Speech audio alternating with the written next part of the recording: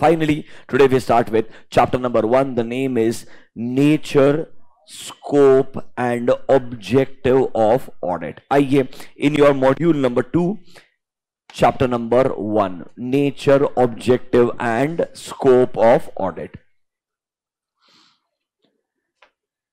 Everyone, I want your 100% attention now. देखो, आज का चैप्टर है कि मतलब शुरुआत ऐसा होगा, सर ये क्यों पढ़ा रहे हो, यहां से लेकर के मतलब it will go to such a level.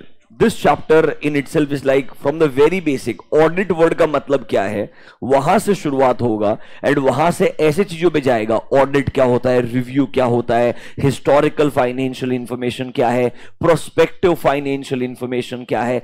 ऐसे वर्ड्स इंट्रोड्यूस होंगे जो आपने शायद कभी भी नहीं सुने होंगे. मतलब एक ही चैप्टर के अंदर from the very basic will go to actually a very very high level. ये पूरा का पूरा जो जर्नी है इस चैप्टर 1 के अंदर अब मुझे लगता है आपको इजीली समझ में आएगा, बिकॉज आपको इतना डिटेल में अंडरस्टैंडिंग दिया है बाकी सारे पार्ट्स का that you will find this as a cake walk. Can we get started guys? आइए, in your modules chapter number 1. अब देखो, इसमें कुछ कुछ चीजें बहुत ही टाइम पास है. मतलब ऑडिटिंग का डेफिनेशन क्या होता है, ऑडिट के एडवांटेजेस क्या होते हैं, ऑडिट ही क्या होता है, मतलब उसका एनालिसिस भी करके आपको देगा. सो कुछ चीजें बहुत बेसिक रहेगी, आराम से पढ़ेंगे, समझेंगे. I will tell you what question they can ask. उधर हम बहुत ज्यादा टाइम डिवोट नहीं करेंगे बिकॉज वो बहुत आसान चीजें हैं. इस चैप्टर के अंदर after 10 pages, that is first 10 pages is like introduction to audit.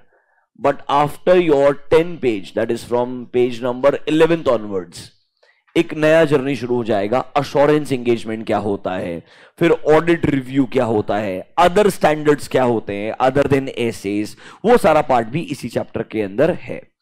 इस चैप्टर के अंदर से एक क्वेश्चन एग्जाम में 100% आएगा एंड ये वो चैप्टर है जिसमें सिर्फ एक ही ऐसे है, दैट इज ऐसे 200. If you remember overall objectives, बस वही ऐसे का जिक्र इस चैप्टर में किया है. अदरवाइज ये चैप्टर अपने आप में एक तरीके से जनरल चैप्टर है. मतलब यहां पर ऐसे बेस्ड क्वेश्चन आएगा, कोई गारंटी नहीं है, बट जनरल क्वेश्चन डेफिनेटली पूछा जा सकता है. Can we get started from the very basics? चलिए, let's start with the basic meaning of the word audit.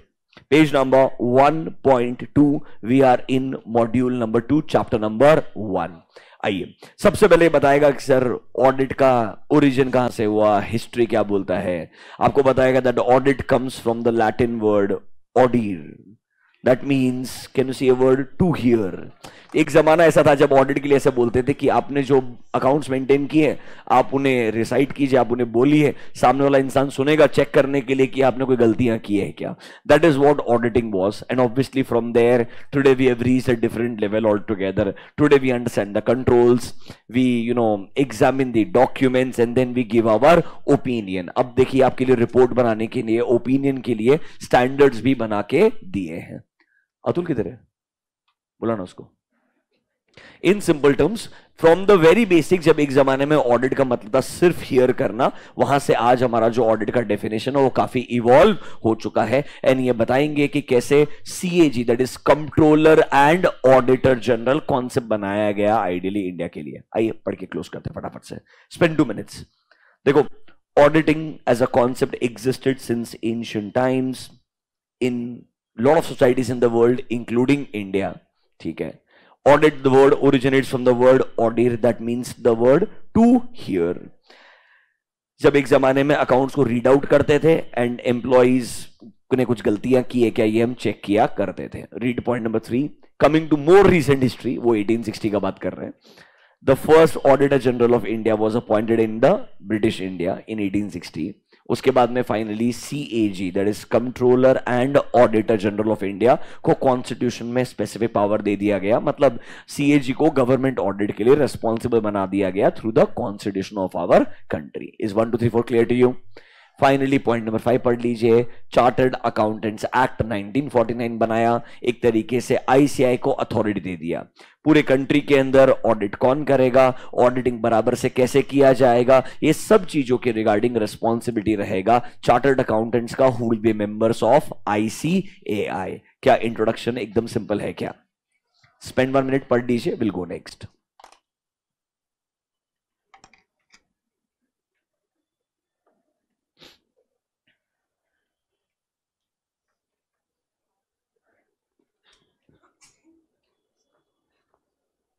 Voice clear नहीं है।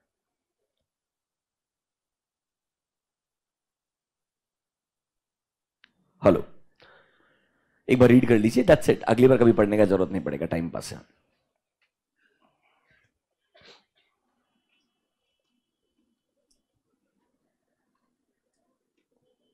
Done? Can we go next? Do you remember the definition of auditing? It is an independent examination of finance. It is 11:30 only, no, as of now.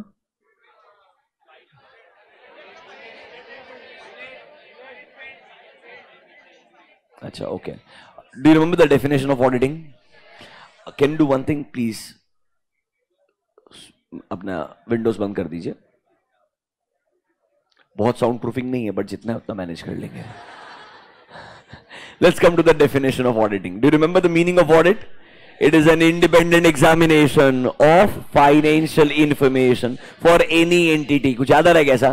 एक बार check करके देखो, same definition है क्या already? पढ़ के फटाफट छुड़ा दो जल्दी से। जल्दी पढ़ो एक बार, आपको सब पता है यार। जानबूझ के सिंपल से चैप्टर है तुम्हारे लिए।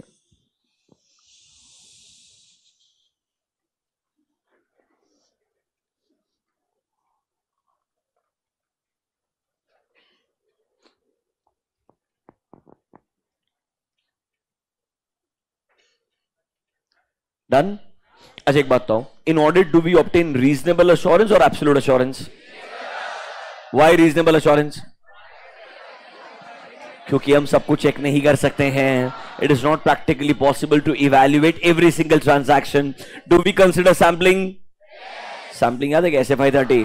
क्या हमें ऑडिट के दौरान सैम्पलिंग लगाना पड़ता है? हाँ।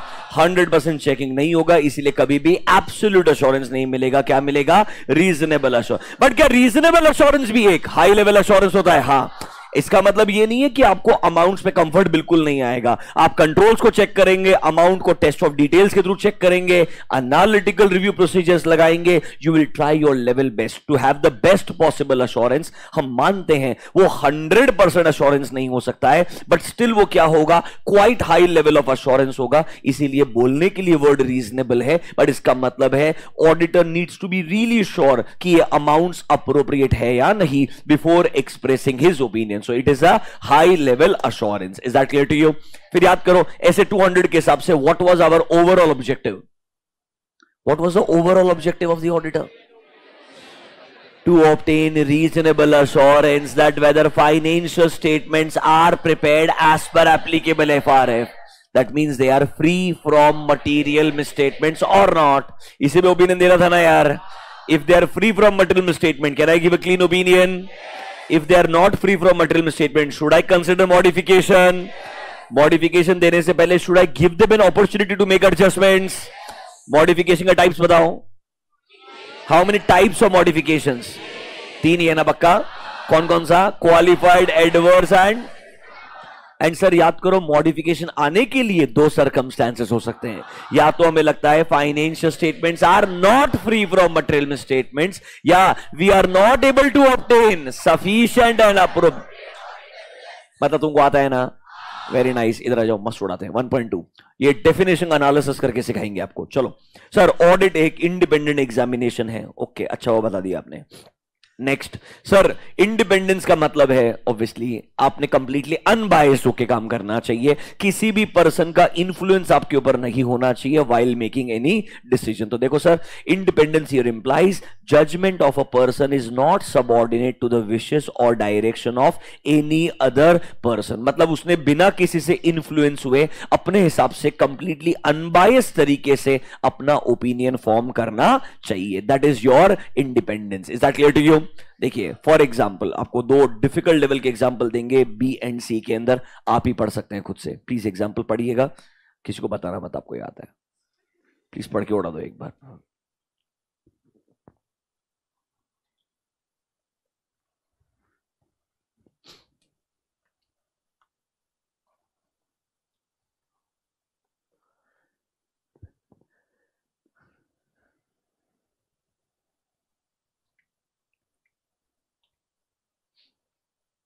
ऐसा लग रहा है जैसे किसी को ऑडिट आता ही नहीं है।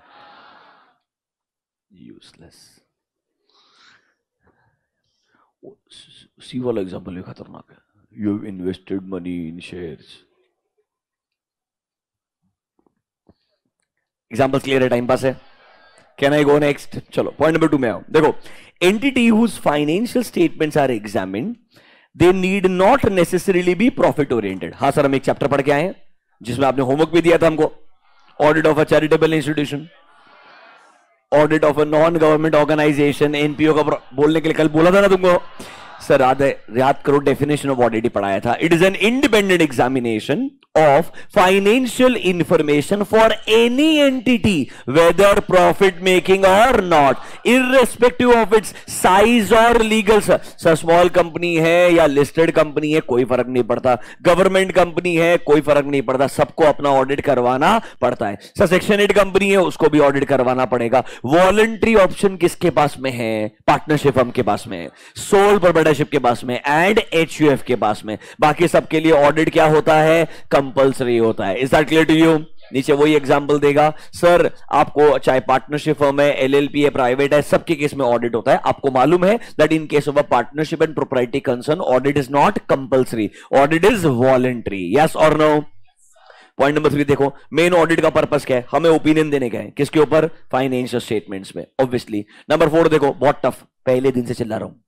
Who is responsible to prepare and present financial statement? और सर हम हमारा जब रिपोर्ट देंगे, हमारा जो ओपिनियन देंगे, opinion will be in the form of a written report and the report will be called as audit report. Number 5, auditor should express his opinion on financial statement by means of a written audit report. एकदम time pass लग रहा है क्या? Notebook पे जाइए, right down chapter number 1। जो बोलता हो इंस्ट्रक्शन फॉलो करो। तुमको एकदम टाइम पास लग रहा है, धीरे धीरे यही चैप्टर ऐसा टेक ऑफ होगा ना, थोड़ी देर के बाद में एकदम शांत हो जाओगे क्लास में तुम लोग। Give it half an hour, don't worry, maximum half an hour. फिर तुम बोलोगे यस सर प्लीज लिखाई दो चुपचाप। Write down chapter number 1, nature scope and objective of audit.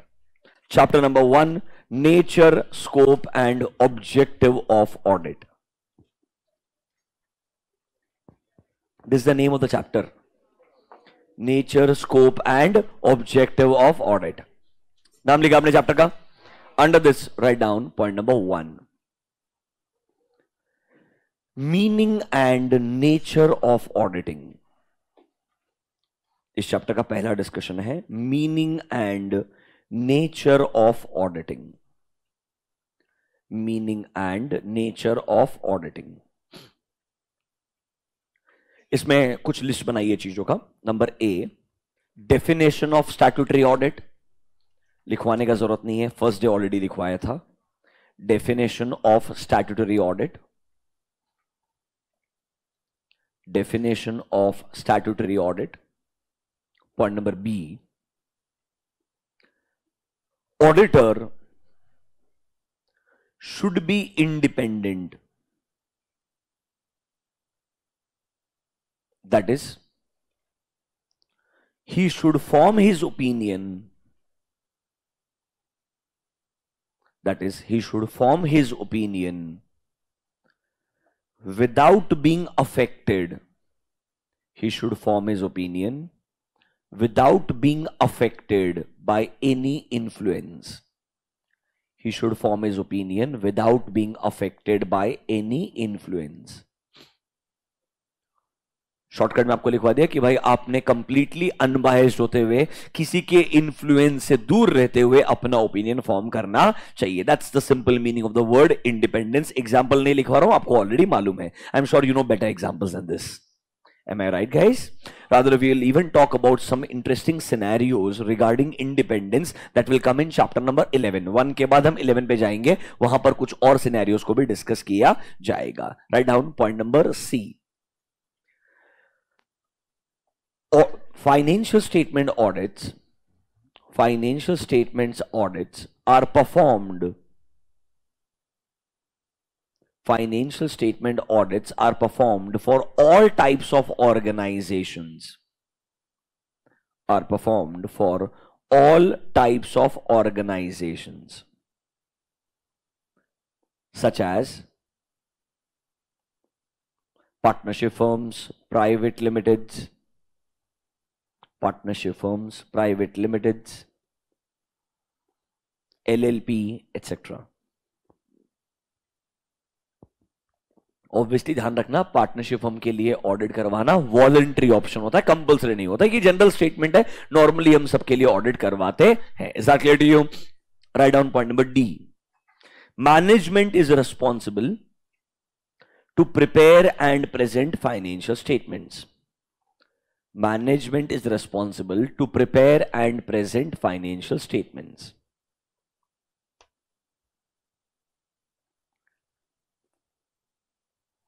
तो ऐसा लग रहा है तो फर्स्ट डे चल रहा है आज. थोड़ी देर रुको बेटा तुम अभी. 30 मिनट्स. क्या इतना समझ में आया आपको? टाइम पास है? Can I go next?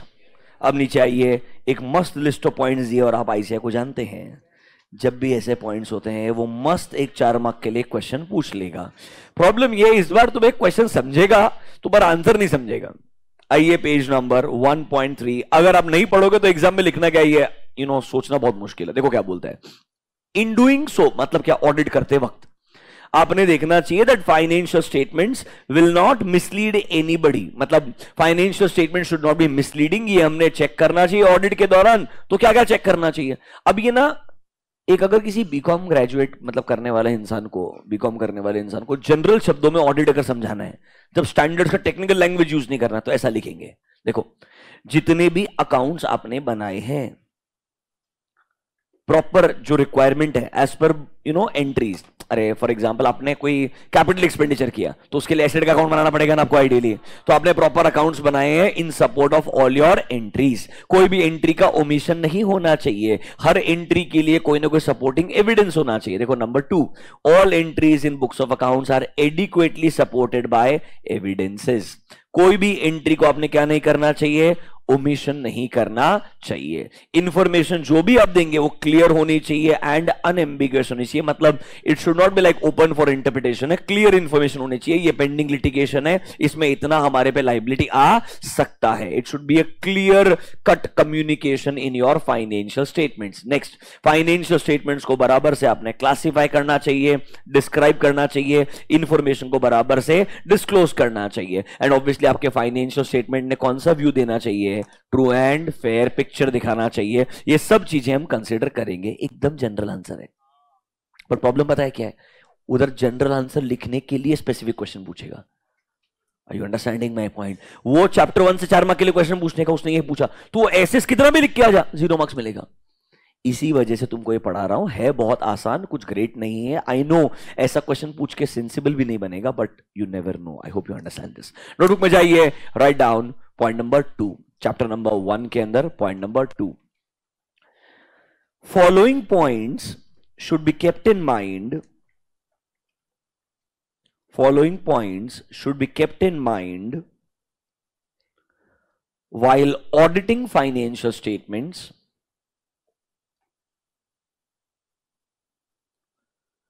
Should be kept in mind while auditing financial statements so that they don't mislead anyone. So that they don't mislead anyone.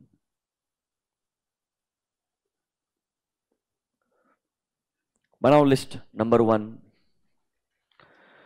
No omission of entries. Shortcut में लिखेंगे. हाँ, number 1, no omission of entries. Number 2, all entries are supported by. All entries are supported by. All entries are supported by sufficient and appropriate evidences. Number 3, financial statement presents a true and fair picture. Financial statements presents a true and fair picture. Next, amounts are properly classified. Amounts are properly classified, described and disclosed.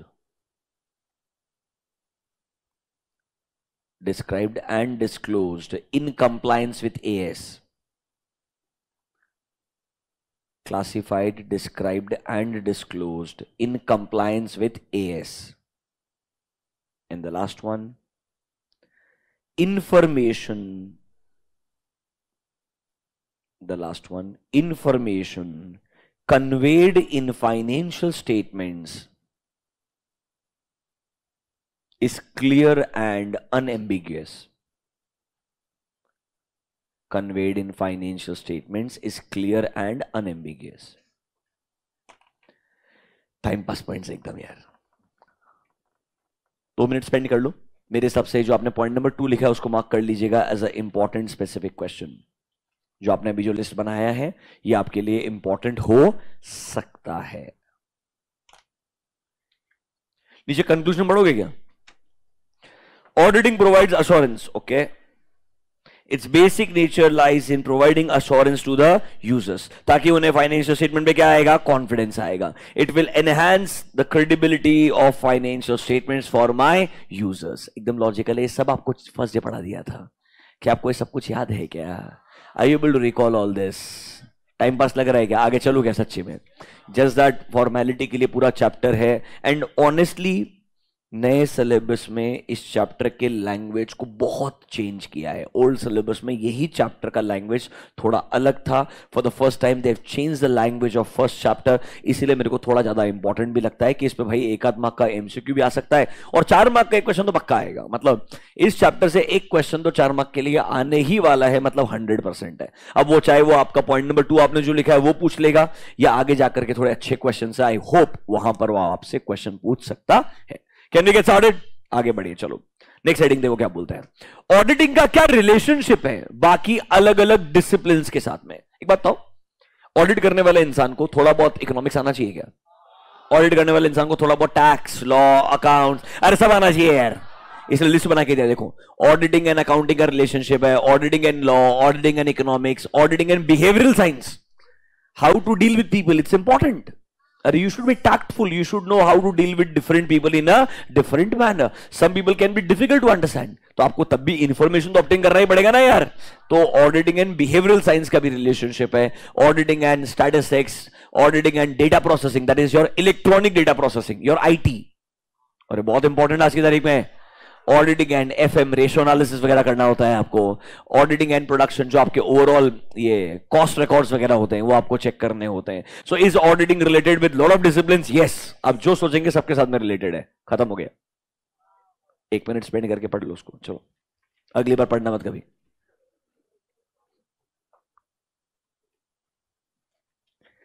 मस्त time pass लिखते हैं यार।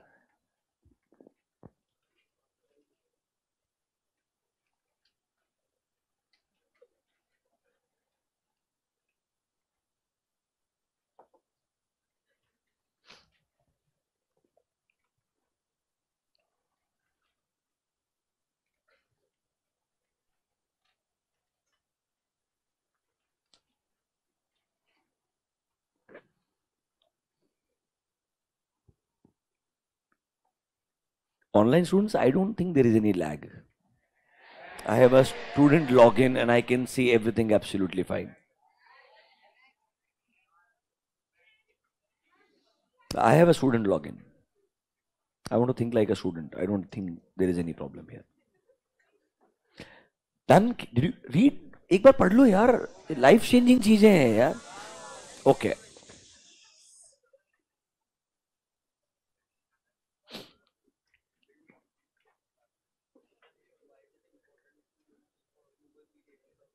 So why is it important to know human behavior? अरे audit में सारा information किससे मिलेगा तुमको? मैनेजमेंट से, उनके काम करने वाले एम्प्लॉयज वगैरह से। ह्यूमन बिहेवियर बहुत इंपॉर्टेंट है, अदरवाइज वो जो इंफॉर्मेशन तुझे प्रोवाइड कर रहे हैं तू कैसे रिलाई कर पाएगा उस पर? You should have a basic level of skills to understand how to communicate with people, how to extract information from them, and if they are trying to bluff, you should also know how to catch that bluff. है psychology भी आना चाहिए क्या sir? हाँ हाँ बिल्कुल आना चाहिए, इसीलिए आपको ऐसा पढ़ाएंगे ना आगे। Do you know that? CA final में तुम्हारे लिए एक स्पेशल सब्जेक्ट आने वाला है। आपको सेल्फ पेस मॉड्यूल्स नहीं पता क्या? बताएंगे आपको। अभी पहले आप इंटरमीडिएट तक थोड़ा, let's go step by step. क्या पता, अभी चलो नहीं नहीं बोलते, खत्म कर रहे हैं। मैं बोलने वाला था क्या पता उसके अंदर और चेंजेस आ जाए by the time you reach final. समझ नहीं रहे हो यार। तो वहां तक पहुंचेंगे तो आराम से बताएंगे आपको। साइकोलॉजी, फिलोसफी सब काम में आती है। Can we go next? Objective of an audit. Notebook में जाइए, right down point number 3। This is very very important, ICI favourite area. पता नहीं क्या मजा आता है बट ठीक है। Objective of a statutory audit. This is your point number 3. Objective of a statutory audit.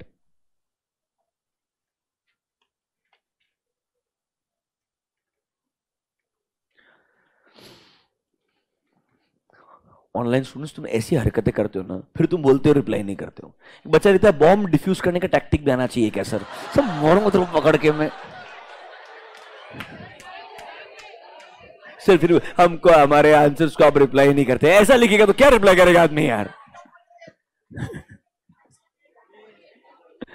चलो, objective of an audit, listen to me carefully.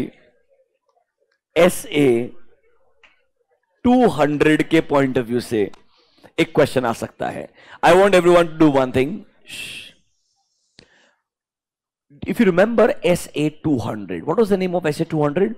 Overall objective of an independent auditor and the conduct of audit in accordance with essays. If you able to recall that, मेरे को याद है मैंने इस पे आपको एक होमवर्क क्वेश्चन भी दिया था, मेरे को याद है कंफर्म। ऐसे 200 ढूंढना चाहोगे क्या नोटबुक के अंदर तुम लोग?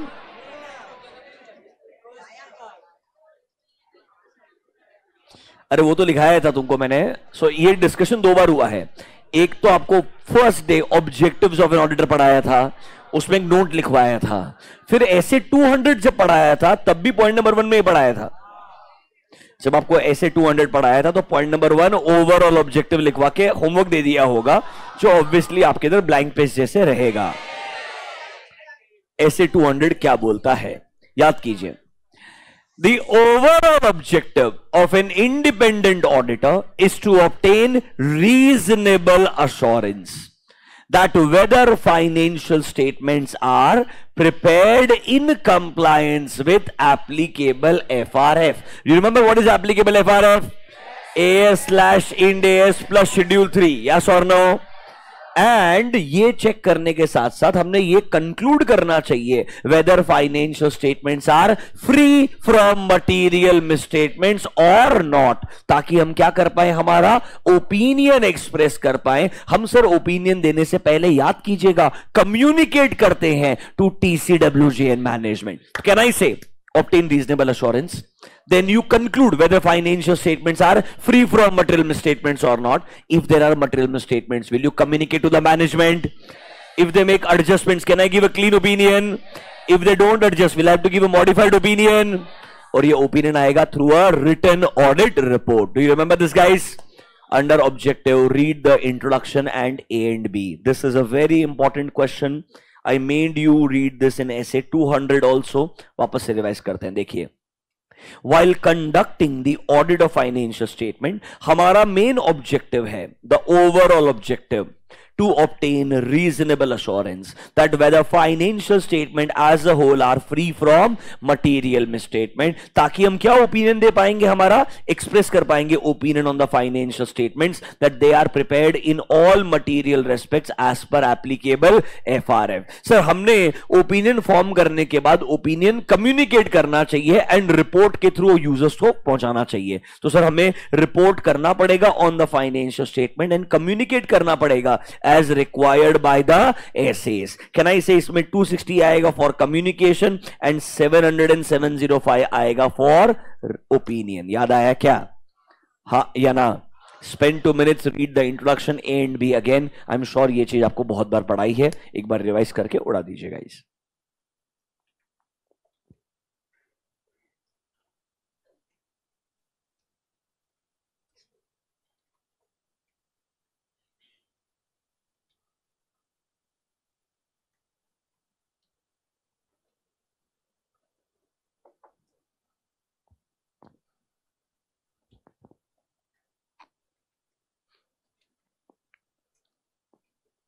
क्लियर है? नोटबुक में जाइए, under objective point number A. We will not repeat this, I just give you reference. ये हमने बहुत बार डिस्कस किया है, वापस लिखवा के फायदा नहीं होगा। मतलब अगर एग्जाम में क्वेश्चन ऑडिटर के ऑब्जेक्टिव पे आ जाए फॉर अ 4 मार्क, पहले ओवरऑल ऑब्जेक्टिव लिखेंगे एज पर ऐसे 200। Right down point number A, mention overall objective of the auditor, mention overall objective of the auditor, mention overall objective of the auditor as per SA 200.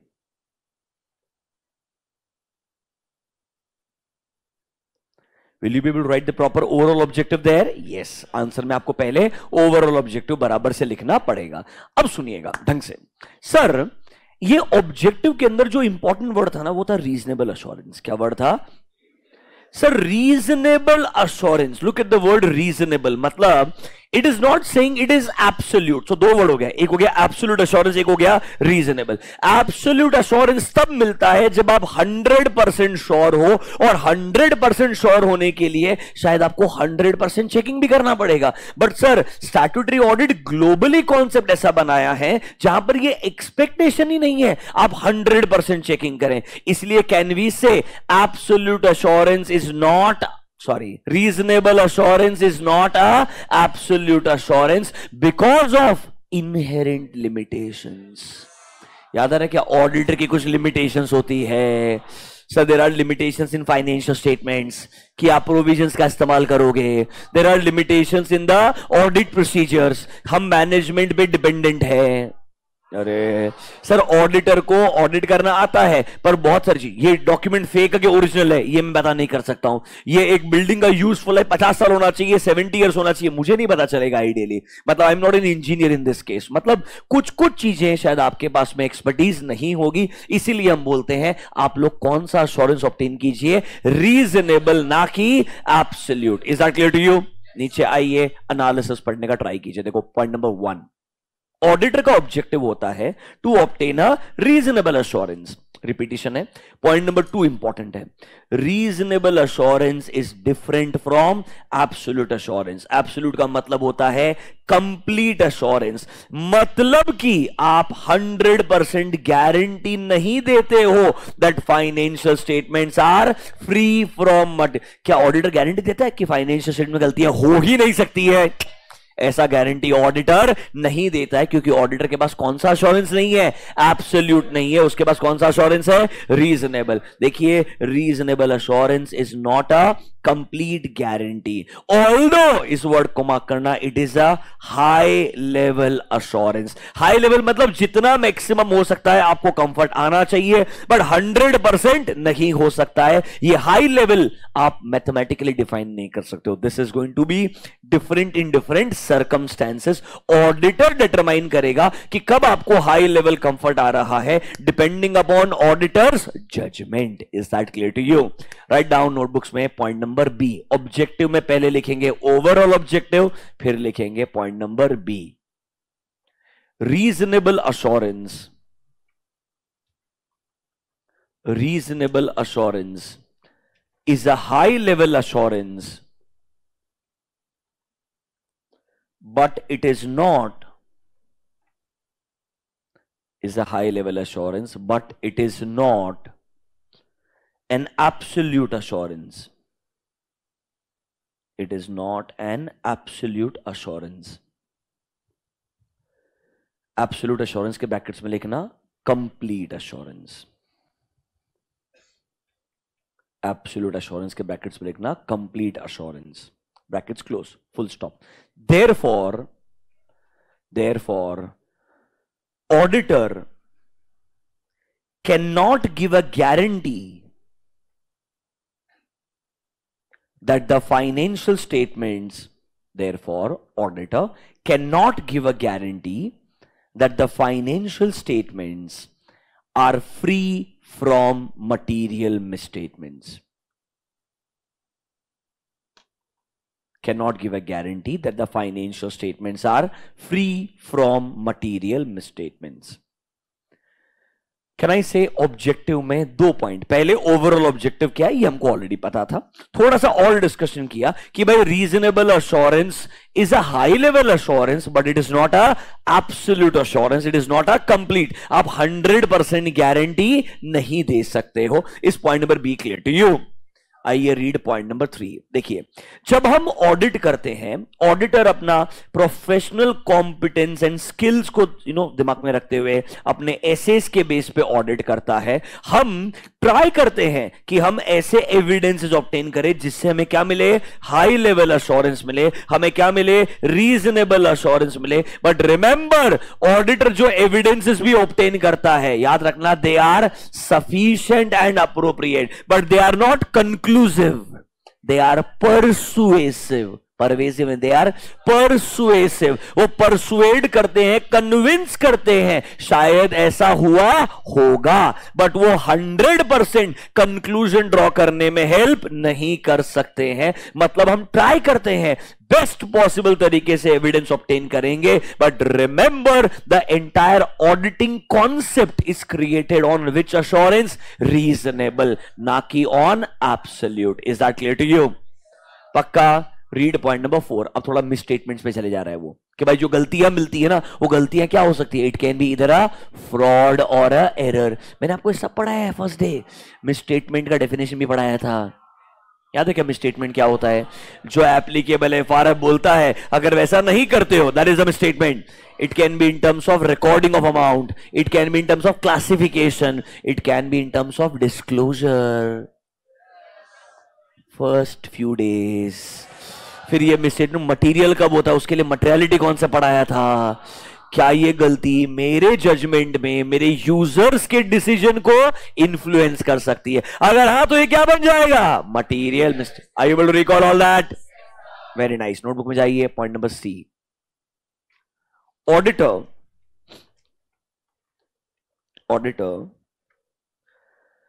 performs his audit procedures in accordance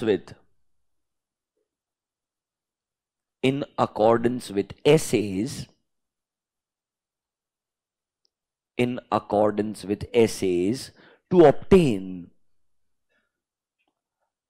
sufficient and appropriate audit evidences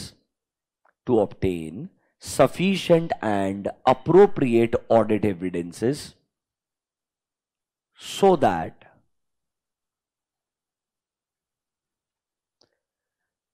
he can reduce his audit risk,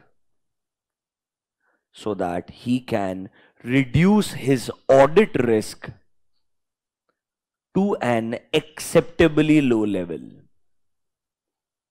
He can reduce his audit risk to an acceptably low level. कुछ याद है क्या ऐसा?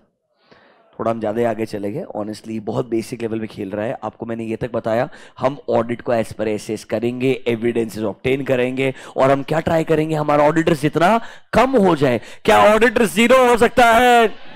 Because of inherent limitations. और इसीलिए हमें हमेशा क्या मिलेगा? रीजनेबल अश्योरेंस, एंड ना कि।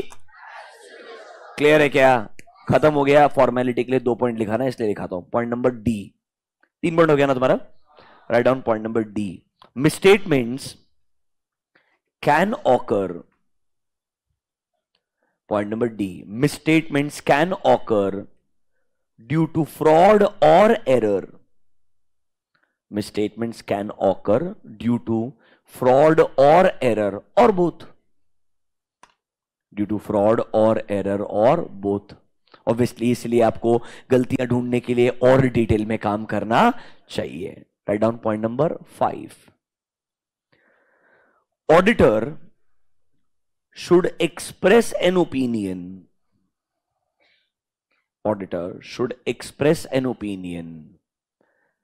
That whether financial statements are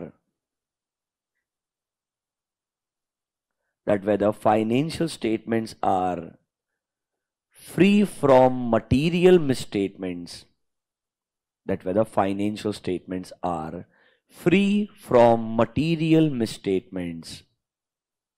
or not. Through a written report, through a written report, मतलब एक प्रॉपर रिपोर्ट के थ्रू आप ये कम्युनिकेट करेंगे। क्या आपको ऑब्जेक्टिव समझ में आया? ये 4 मार्क के लिए देखो सुनिए, 2 तरीके से क्वेश्चन आ सकता है। डायरेक्टली पूछेगा ओवरऑल ऑब्जेक्टिव क्या होता है, you already know the answer, इतना ही लिखना होता है। If they ask you a general question, statutory auditor का ऑब्जेक्टिव लिखिए, तो ओवरऑल ऑब्जेक्टिव तो आएगा ही आएगा, उसके साथ में सपोर्ट में आपको 2-3 पॉइंट ऐड करने पड़ेंगे, मैंने 4-5 लिखवा के दिए हैं। Will you be able to complete the ICIS answer? आपको बस में आंसर लिखना क्या है इसके लिए ये पढ़ा रहा हूं, अदरवाइज मेजॉरिटी चीजें कोई ना कोई ऐसे में कवर हो चुकी है। Is that clear? एक बार 2 मिनट स्पेंड कीजिए। हमने अभी तक क्या क्या पढ़ा? सबसे पहले डेफिनेशन ऑफ ऑडिट पढ़ा, अरे हाँ है ना। ऑडिटर इंडिपेंडेंट होना चाहिए, बताया आपको, बिल्कुल सर। फिर सर ऑब्जेक्टिव के अंदर बताया ओवरऑल ऑब्जेक्टिव क्या होता है, एंड हमें हमेशा कौन सा अश्योरेंस मिलता है, reasonable. Is reasonable assurance high level assurance? Yes, but it is not an absolute assurance. Is that clear to you? चलिए आगे बढ़ते हैं, आइए पेज नंबर, स्कोप पे आएंगे। पहले इधर पेज नंबर 1.7, 2-3 चीज उड़ाते हैं। ऑडिट मैंडेटरी होता है कि वॉलंटरी होता है? हमको मालूम है सर, कुछ एंटिटीज के लिए मैंडेटरी होता है एंड कुछ के लिए वॉलंटरी। खाली वॉलंटरी का ऑप्शन बताई दिया आपको मैंने, पार्टनरशिप, एचयूएफ, सोल प्रोवाइडरशिप। बाकी सबके लिए, सारी कंपनीज के लिए मैंडेटरी होता है क्या? देखो, it is not necessary that audit is always legally mandatory. कुछ कंपनीज के लिए ये कंपल्सरी हो सकता है। देखो इन इंडिया हालांकि टैक्स ऑडिट के लिए जो लिमिट है वो अलग रहेगा।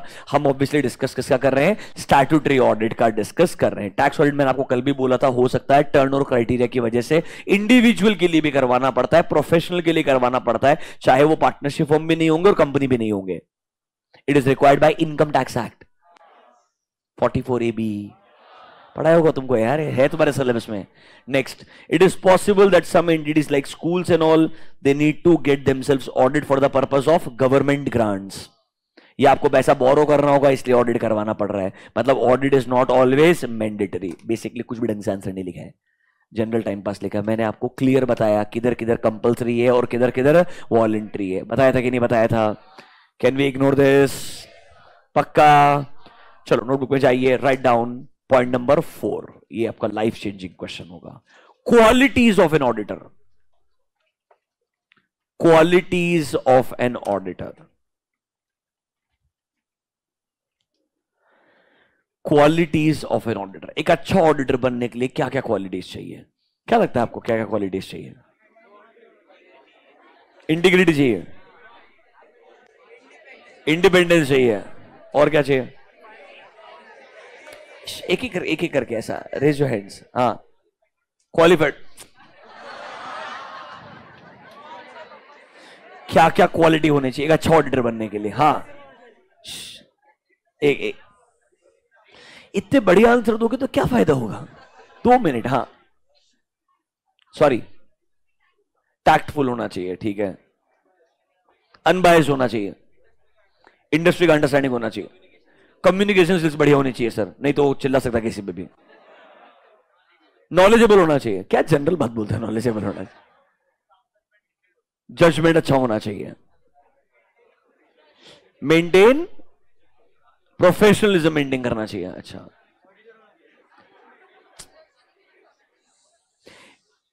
ऑप्शन छोड़ दूंगा पूरा चैप्टर।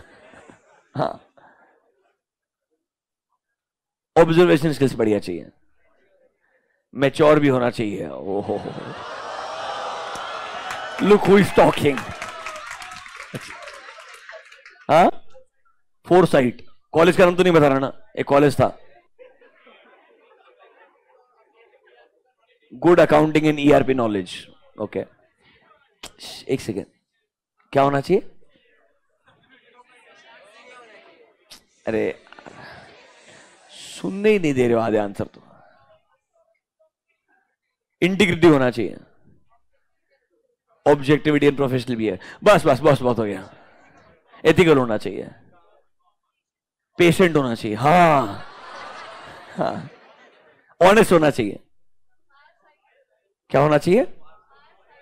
फार साइडेड व्यू चाहिए, तो दूर तक समझ में आना चाहिए क्या हो रहा है। अच्छा, चुप कैसे रखना है?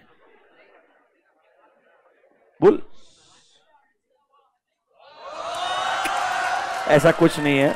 इन योर मॉड्यूल्स का टू पेज नंबर, कुछ आंसर्स लॉजिकल नहीं होते। 1.9 पे आ जाओ, क्वालिटीज ऑफ ऑडिटर आ जाओ। There is a list given to you. Auditor should be tactful. Tactful का मतलब होता है you should be smart enough to know अलग अलग इंसान से कैसे अलग अलग तरीके से डील करना चाहिए। You should be cautious, you should be firm about your decision, you should have a good temper. Analytical skills बढ़िया चाहिए, ऑनलाइन सही बोला है। Integrity, discretion, decision making, industry knowledge, judgement, patience, clear headedness, दिमाग clear होना चाहिए, मतलब not that clear but clear. Next, reliable होना चाहिए, ट्रस्टवर्दी होना चाहिए, who should hold a position of trust. देखो, all the qualities that are required to make a good businessman और गुड बिजनेस वुमेन, वो सब कुछ होना चाहिए आइडियली। ठीक है भाई। Exhaustive knowledge of accounting is sine qua non. Sine qua non is essential. Sine qua non का मतलब होता है essential, मतलब ऑब्वियसली अकाउंटिंग ही नहीं आया तो ऑडिटिंग कैसे करेगा आदमी। Point number 5, exhaustive knowledge of accounts and all its branches is the sine qua non, मतलब essential requirement for the practice of auditing. Qualities बहुत सारी थी, आप 2 मिनट स्पेंड कीजिए। इन्होंने कुछ 4-5 पॉइंट लिख के दिए, रीड कर लो एक बार। एक बार उन्होंने एक क्वेश्चन पूछा है, आई डोंट सी शायद नए सिलेबस में इस चैप्टर से अभी ये क्वेश्चन आएगा, because there are lot of good topics जो हम आगे डिस्कस करेंगे, तो एक बार के लिए पढ़ के उड़ा दीजिए। Just read this once.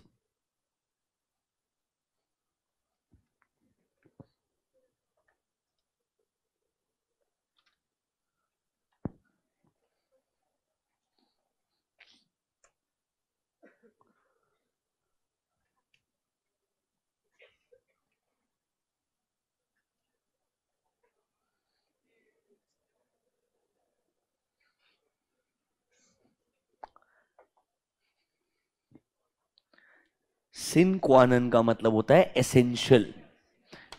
It's another word for essential. Did you read this? Notebook में जाइए, क्वालिटीज एक 5-6 पॉइंट लिस्ट बना दीजिए। मतलब ये जो फर्स्ट पॉइंट था ना आपका, सेकंड पॉइंट, उसमें से कोई भी क्वालिटीज लिख दीजिए ना, लिस्ट बना दीजिए फटाफट से। Any 5-6 qualities. आपके पास में कितनी क्वालिटीज है इसमें से? एक तो नहीं है, वो है पेशेंस। वो तो नहीं है तुम्हारे अंदर।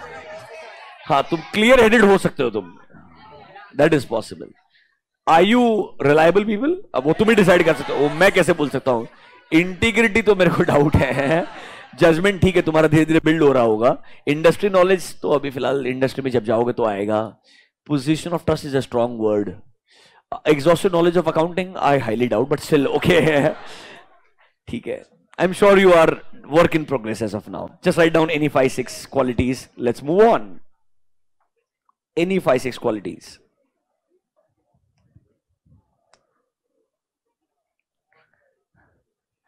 सर ये चैप्टर फर्स्ट डे पढ़ाना चाहिए था, कितना अच्छा लगता था हमको समझता था कि आप क्या बोल रहे हो।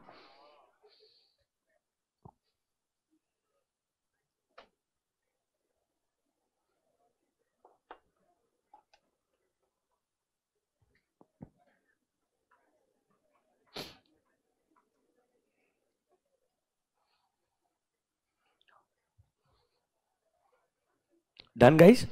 चलिए, एनी 4-5 क्वालिटीज यार, quickly finish it off, do not waste time.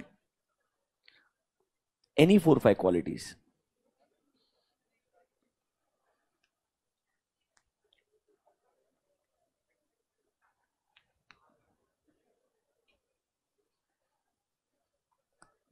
I hope you guys are done. Now come to page number 1.8. Who appoints an auditor? अब देखो, इसका डायरेक्ट आंसर नहीं हो सकता है, ये डिपेंड करता है हम किस बिजनेस का बात कर रहे हैं। Obviously in case of a company which is any other company, who will appoint an auditor? Members in the general meeting. Generally कौन अपॉइंट करता है? मेंबर्स। बट ये सब्सिक्वेंट ऑडिटर होना चाहिए।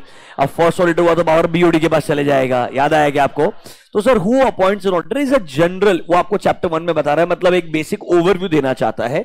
एनी अदर कंपनी होती है तो नॉर्मली मेंबर्स अपॉइंट करते हैं जनरल मीटिंग में। गवर्नमेंट कंपनी है तो कौन अपॉइंट करेगा? सीएजी अपॉइंट करेगा, इतना मालूम है। पार्टनरशिप फर्म है तो ऑब्वियसली पार्टनर्स अपॉइंट करेंगे। एलएलपी है, डेजिग्नेटेड पार्टनर्स ने अपॉइंट करना चाहिए, कल पढ़ाया था। यस और नो? लाइक जनरली इस तरीके का आपको अपॉइंटमेंट के बारे में बेसिक अंडरस्टैंडिंग आना चाहिए। क्विकली 2 मिनट पढ़ लीजिए मेरे साथ में, कुछ लिखने का जरूरत भी नहीं है। Generally auditor is appointed by owners of the company. देखिए for example in case of a company auditor is appointed by the members in the AGM. In case of a government company the auditor is appointed by CAG. In case of a partnership firm the auditor may be appointed by partners. अब sir याद कीजिए, आपको cooperative society के case में याद है registrar को भी पावर दिया था। इन case of a multi state cooperative society special audit करने का पावर याद है क्या सेंट्रल गवर्नमेंट के पास भी था। सो ये हर बार आंसर बदल सकता है डिपेंडिंग अपॉन किस एंटिटी का हम ऑडिटर अपॉइंट करने का बात कर रहे हैं। यहां वो बस कुछ एग्जांपल्स देना चाहता है that it can be your normal owners of the company that is members, it can be CAG also, it can be your partners, it can be your designated partners, it can be any authority depending upon the entity and the circumstances. Is that clear to you? Obviously हमको जिसने appoint किया है हम report भी normally उसको ही submit करते हैं। याद है क्या, गवर्नमेंट कंपनी का ऑडिटर सीएजी को रिपोर्ट भी देगा, एंड एक नॉर्मल ऑडिटर रिपोर्ट किसको एड्रेस करता है? Independent auditor report to the members of the company. Addressee, title, addressee, याद आएगा। Format of audit report, to whom the report is submitted, the outcome of the audit is given in a written audit report and it is normally submitted to the person जो आपको normally appoint करता है। In case of a company we normally submit the report to the shareholders। अब हम directly share holder को नहीं देते हैं, हम रिपोर्ट कंपनी के मैनेजमेंट को देते हैं जो शेयर होल्डर्स तक पास ऑन करते हैं। Is that clear to you? In case of a firm जिन पार्टनर्स ने अपॉइंट किया होगा उनको रिपोर्ट एड्रेस करके दिया जाएगा। एकदम टाइम पास लग रहा है क्या? Who appoints the auditor, report किसको बना के देंगे, ऑडिटर के क्वालिटीज क्या क्या है। Are you all done with this? अब एक एग्जाम में क्वेश्चन जो आ सकता है, कल भी पढ़ाया था, वो पढ़ाया था why would a partnership firm get its books of accounts audited? याद है क्या बेनिफिट्स ऑफ ऑडिट? पर कल पढ़ा था only for a partnership firm and LLP. Notebook में जाइए, right down point number 5, benefits of statutory audit। Benefits of statutory audit, that is why audit is needed। Benefits of statutory audit, that is why audit is needed। थोड़ा बहुत कल के benefits याद है क्या? कल थोड़े बहुत बेनिफिट्स आपको पार्टनरशिप फर्म के एलएलपी के लिए याद आ रहा है क्या? गलतियां ढूंढने में हेल्प करेंगे, to detect errors and frauds. Manage करने में हेल्प करेंगे बिजनेस को बेहतर तरीके से। मतलब वो कंट्रोल से वीकनेस ढूंढेंगे ना तो कंट्रोल्स इंप्रूव हो जाएंगे तो बिजनेस बेहतर चलेगा। अगर बैंक से पैसा बोरो करना होगा तो ऑडिटेड फाइनेंशियल स्टेटमेंट्स लगने वाले हैं। अरे क्या वो बेनिफिट है कि नहीं है? सिंपल एक काम करना, सिर्फ यूजर्स के बारे में सोचना। Banker can be a user, उसके पॉइंट ऑफ व्यू से एक पॉइंट आ जाएगा। एम्प्लॉइज के ऊपर मॉरल चेक बना रहेगा, उसके ऊपर एक पॉइंट आ जाएगा। मतलब थिंक अबाउट योर यूजर्स, उसके अराउंड आप आराम से 4-5 पॉइंट बिल्ड कर सकते हो। गवर्नमेंट को क्या फायदा होगा? वो आपके रिगार्डिंग टैक्स लाइबिलिटीज बराबर से डिटरमाइन कर पाएगा। आप लोग टैक्सेस का इवेजन वगैरह तो नहीं कर रहे हो, ये उसके ऊपर कॉन्फिडेंस आ जाएगा बिकॉज आपके फाइनेंशियल स्टेटमेंट्स क्या रहेंगे? ऑडिटेड रहेंगे। अरे यस और नो? एकदम सिंपल से बेनिफिट्स दिए, आइए पढ़ लेते हैं। सबसे पहले sir auditing accounts, audited accounts will provide high quality information obviously, क्योंकि आपने एसएस के थ्रू ऑडिट करके दिया होगा, मतलब आपके फाइनेंशियल स्टेटमेंट्स क्या रहेंगे? रिलायबल रहेंगे। फिर देखो पॉइंट नंबर 2 एक अच्छा स्टोरी दिया है। सर ऑब्वियसली एक कंपनी है, कंपनी में ओनर्स है, ओनर्स रोज प्रेजेंट नहीं होते हैं, उनके बिहाफ पे बिजनेस कौन चलाता है? डायरेक्टर चलाता है। ये मैनेजमेंट कैसा काम कर रहे हैं, इसके रिगार्डिंग कैन आई से माय स्टेक होल्डर्स का इंटरेस्ट कौन प्रोटेक्ट करेगा? ऑडिटर ही प्रोटेक्ट करेगा, क्योंकि हम किसके लिए एग्जिस्ट करते हैं? यूजर्स के लिए। Read point number 2, In case of a company, shareholders may or may not be involved in day-to-day affairs. And sir, management, that is directors, are responsible to maintain the business. तो shareholders को एक independent mechanism चाहिए जिससे उन्हें financial statement पे क्या रहेगा, comfort रहेगा. तो ये उनके सेफगार्ड को प्रोटेक्ट करने के लिए क्या करवाते रहेंगे, ऑडिट करवाते रहेंगे. Because your share holders will not be present in the day to day business affairs. Is point number 2 clear to you. Number 3, एक वर्ड को मार्क कीजिएगा, moral check on employees. Employee को डर रहेगा हमेशा, ऑडिटर है, हम गलती करेंगे पकड़े जाएंगे. Is point number 3 clear to you. Government companies को, गवर्नमेंट अथॉरिटीज को क्या फायदा है, टैक्स लाइबिलिटीज बराबर से आप कैलकुलेट करके पेमेंट कर रहे हो कि नहीं कर रहे हो, ये गवर्नमेंट डिपार्टमेंट्स को कॉन्फिडेंस आएगा. बैंकर्स को ऑब्वियसली ऑडिटेड फाइनेंशियल स्टेटमेंट के बेसिस पे कंफर्ट आएगा कि हमने इनको लोन देना चाहिए या नहीं देना चाहिए. क्या आप फ्रॉड्स या एरर्स भी डिटेक्ट करने में हेल्प करोगे? यस. कंट्रोल्स में डेफिशिएंसीज ढूंढने में हेल्प करोगे? हाँ. I am giving you 2 minutes, read the benefits right away. जल्दी, बहुत आसान से क्वेश्चन है.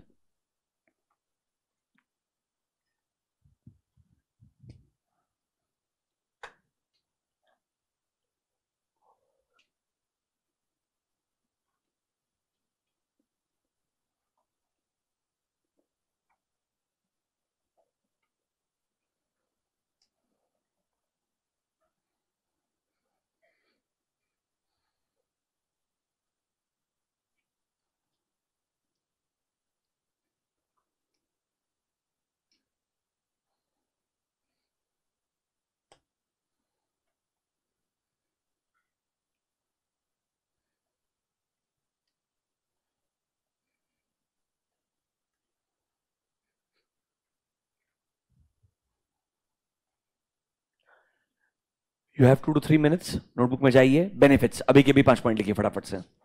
अज्यूम कीजिए इट्स अ 4 mark और a 5 mark question. If you need help then read, otherwise try to write the answer on your own. At least आपको partnership LLP के लिए 2 बार ही आंसर लिखा है. अब आपको कॉन्फिडेंस आना चाहिए नॉर्मल ऑडिट के एडवांटेजेस और बेनिफिट्स खुद से लिखने के लिए. Everyone will try to write their answer on their own. Online student time pass नहीं चाहिए.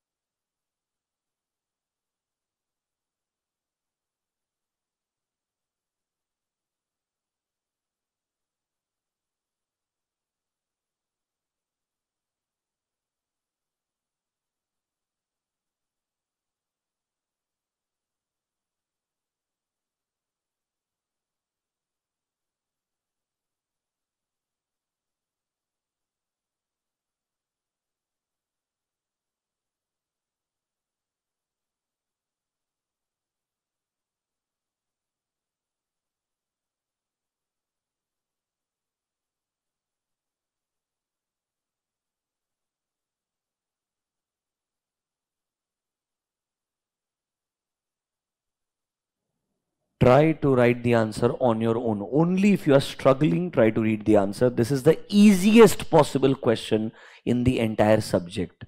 अगर ये लिखने में भी तकलीफ आ रहा है तो आगे बहुत प्रॉब्लम आएगा. Please understand, I am not enjoying repeating the same thing which is covered in a chapter, but I still believe ICI के क्वेश्चन को आंसर देने के लिए थोड़ा आपको एफर्ट ज्यादा डालना पड़ेगा.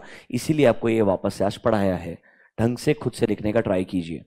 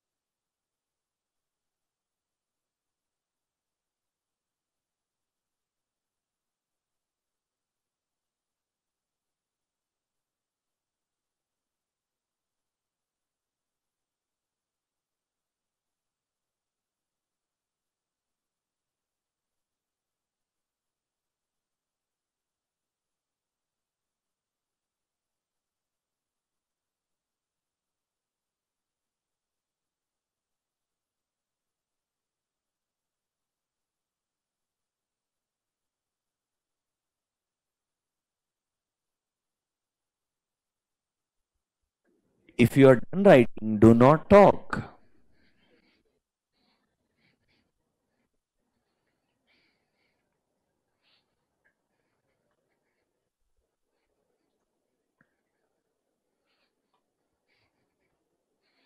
चलो डन.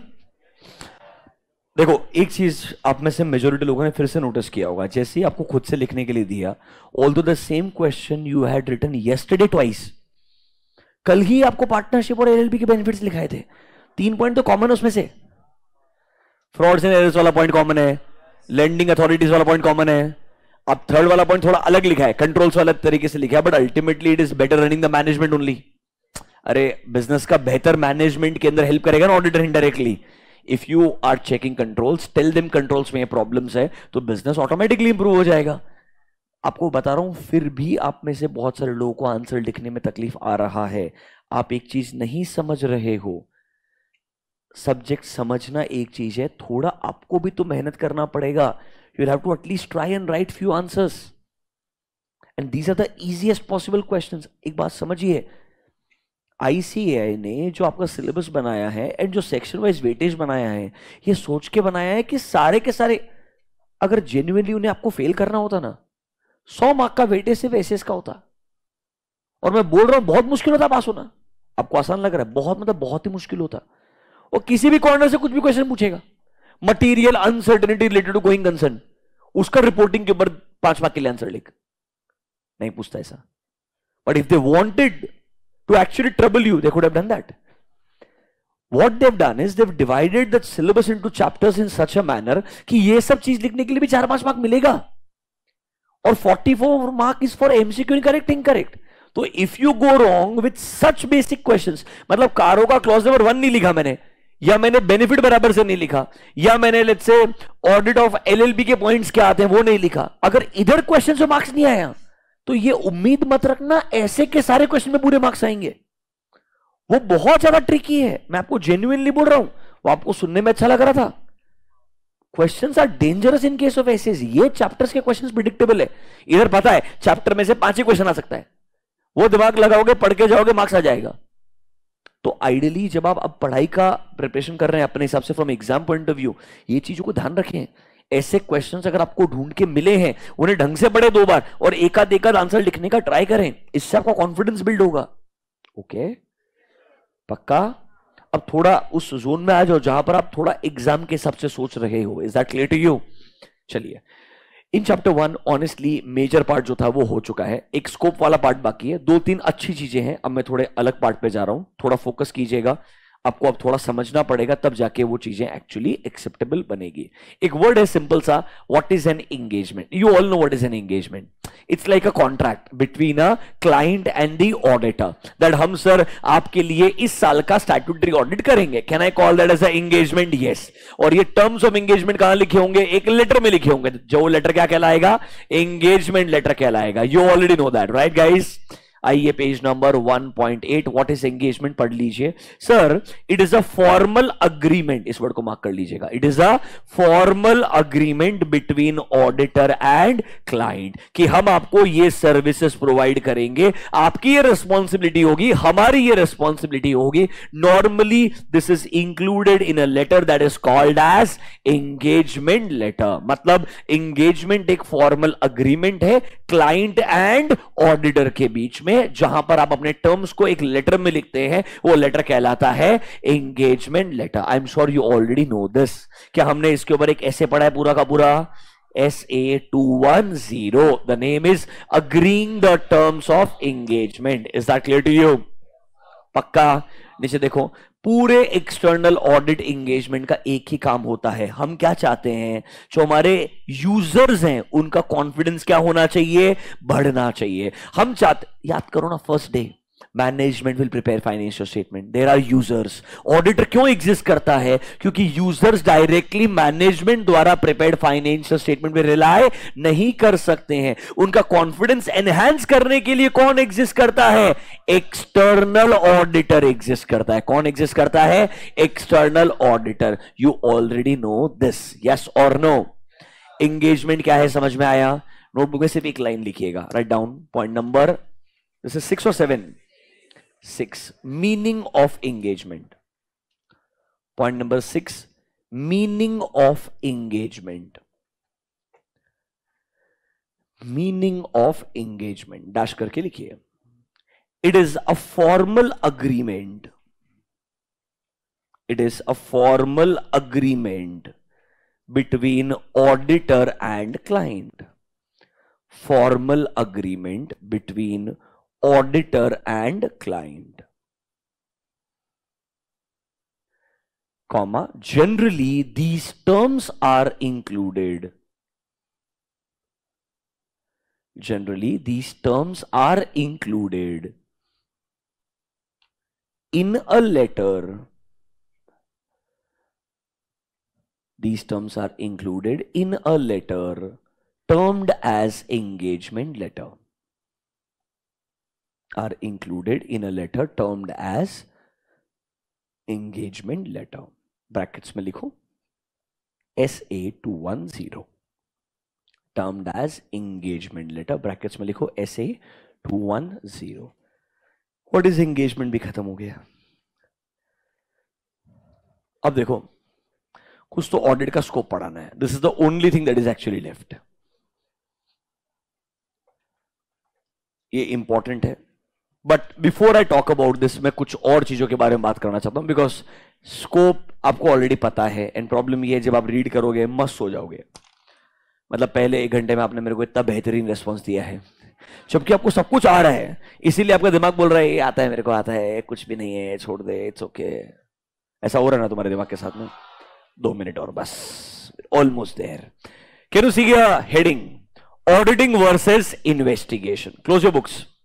बुक्स बंद कर दो एज इट इज. ऐसा कैसा फटाफट से. According to you what is the difference between auditing and investigation, और आर दे सेम तुम्हारे हिसाब से? पहली बात तो आर दे सेम हेडिंग लिखा नहीं होता. ठीक है, अभी तुम्हारे हिसाब से क्या डिफरेंस है? Raise your hands. I will give you an opportunity to answer. Difference between auditing and investigation. Inspection नहीं है ये. Inspection is part of audit. ये इन्वेस्टिगेशन है. मेरे को दूसरे बच्चे चाहिए आंसर करने के लिए. ये सेम बच्चों के सुन के आंसर बोल हो गया मेरे को. ये पहले 4 लाइन हाथ खड़ा कर ही नहीं सकते. पीछे ही. हाँ पीछे. हाँ चलो.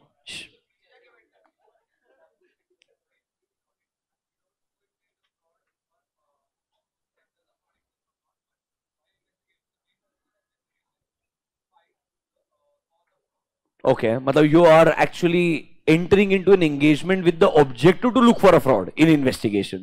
That is not the case in audit. Okay.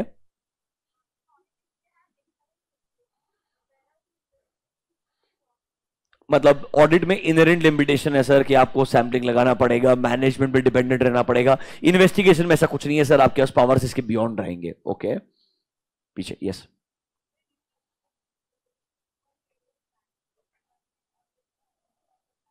Sir, हमको याद है क्या, हम वो सरप्राइज एलिमेंट का लिमिट होता है, हमें क्लाइंट को थोड़ा इन्फॉर्म करके जाना पड़ता है. इन्वेस्टिगेशन में तो सर सर्च रेट वगैरह सब कुछ आ सकता है. ओके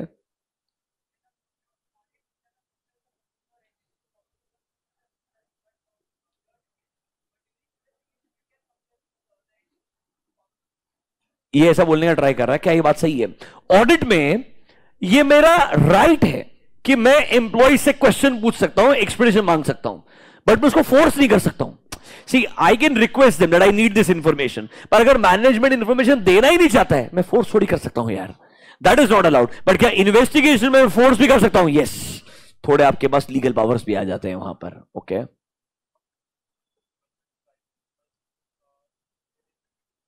मतलब वो बोल दिया बच्चे ने, इनहेरेंट लिमिटेशन को इन्वेस्टिगेशन में उड़ा ही देते हैं हम सर. अच्छा, ऑडिट में चाहिए रीजनेबल अश्योरेंस, इन्वेस्टिगेशन में एब्सोल्यूट अश्योरेंस चाहिए. सही सोच रहा है, नॉट बैड. हाँ बिल्कुल. यस पीछे. In auditing generally we may use sampling, in investigation we may not use sampling because risk है कि कुछ चीजें मिस हो जाएगी. एंड इन्वेस्टिगेशन में आउटकम सही आना ही चाहिए. यस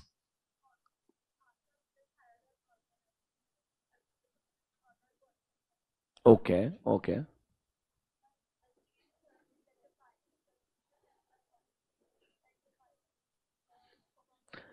मेरा यही पॉइंट था. I was waiting for this answer because it is not right. सुनिए, because it is not right. मैं सोच रहा था सारे आंसर आएगा, आखिरी में एक पॉइंट आ जाए तो मैं थोड़ा तुमको एक दो चीज और बता दूं। एवरीवन, सबको लगता है इन्वेस्टिगेशन तब होता है जब आप कुछ सस्पेक्ट कर रहे हो। याद है क्या? यू आर एक होता है ससेप्ट, एक होता है सस्पेक्ट।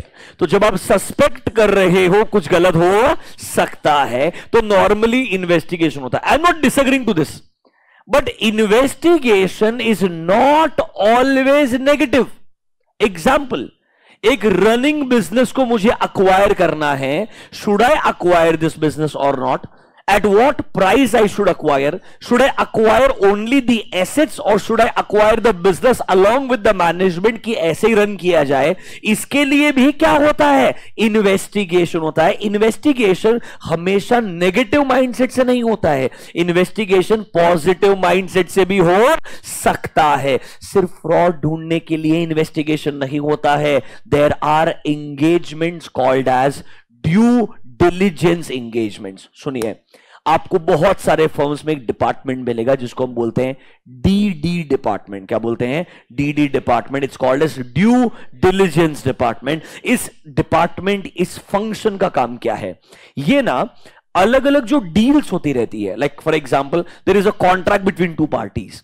हमने कॉन्ट्रैक्ट करना चाहिए कि नहीं करना चाहिए, किस टर्म्स पे करना चाहिए, तो मैं एक फर्म के पास जाता हूं, उनको बोलता हूं आप हमें गाइड कीजिए ये कॉन्ट्रैक्ट हमने कैसे एग्जीक्यूट करना चाहिए। या लेट्स से फॉर एग्जांपल आपके नगर रोड के ऊपर एक हयात का होटल है लेफ्ट साइड के अंदर, हमने वो खरीदना चाहिए कि नहीं खरीदना चाहिए। Once investor based out of Dubai wanted to acquire that business and if I should acquire that business at price, क्या प्राइस में खरीदना चाहिए? इन सब चीजों के लिए भी क्या होता है? इन्वेस्टिगेशन होता है। हाँ, मैं मानता हूं आपके बुक में इन्वेस्टिगेशन फ्रॉड के पॉइंट ऑफ व्यू से लिखा है, but remember investigation is a broader concept. Auditing जो है ना वो बहुत नैरो है कंपैरेटिवली। फाइनेंशियल स्टेटमेंट चेक करो, ओपिनियन दे दो। इन्वेस्टिगेशन किसी भी पर्पस के लिए हो सकता है एंड इन्वेस्टिगेशन का जो स्कोप होता है वो ओपन एंडेड है, क्योंकि आप शुरुआत करोगे ये बिजनेस खरीदना कि नहीं खरीदना है, बाद में पता चले फ्रॉड्स भी मिल जाएंगे तो आपको उसके लिए फॉरेंसिक इन्वेस्टिगेशन भी करना पड़ेगा। मतलब your investigation is very open ended, very broader concept. Is that clear to you?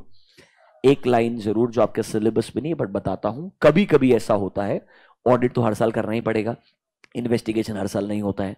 Audit lawfully required है, इन्वेस्टिगेशन हर बार लॉ के हिसाब से नहीं होता है, कुछ कुछ केस में हो सकता है। ऑडिटर का ऑडिट रिपोर्ट का फॉर्मेट फिक्स होता है, इन्वेस्टिगेशन का कोई ऑडिट रिपोर्ट का इन्वेस्टिगेशन का रिपोर्ट का कोई फॉर्मेट फिक्स नहीं होता है। ऑडिटर चार्टर्ड अकाउंटेंट ही कर सकता है, इन्वेस्टिगेशन कोई भी कर सकता है। ऐसे बीकॉम लेवल डिफरेंस तो 50 मिल जाएंगे। सर ऑडिट में चाहिए हमें परसुएसिव एविडेंसेस, इन्वेस्टिगेशन में चाहिए कंक्लूसिव एविडेंसेस। ऐसे आपको हजारों डिफरेंस मिल जाएंगे। बट एक बात ध्यान रखना, एक लाइन बोलते हैं, ऑडिटिंग के आउटकम के बाद कभी कभी इन्वेस्टिगेशन शुरू होता है। ऑडिट में कुछ ऐसा मिलेगा जो हम रिपोर्ट करेंगे जिसकी वजह से क्या शुरू होगा? इन्वेस्टिगेशन शुरू होगा। ऐसा हो सकता, तो मतलब ऑडिट एंड इन्वेस्टिगेशन सेम नहीं है। ये मैंने आपको बस नॉलेज के लिए पूरा बताया है। आईसीआई के मॉड्यूल में हार्डली 3 लाइन है, मतलब इस पे क्वेश्चन अगर आता तो भी आपको बहुत ज्यादा आता। आइए page number 1.7, can you see auditing versus investigation?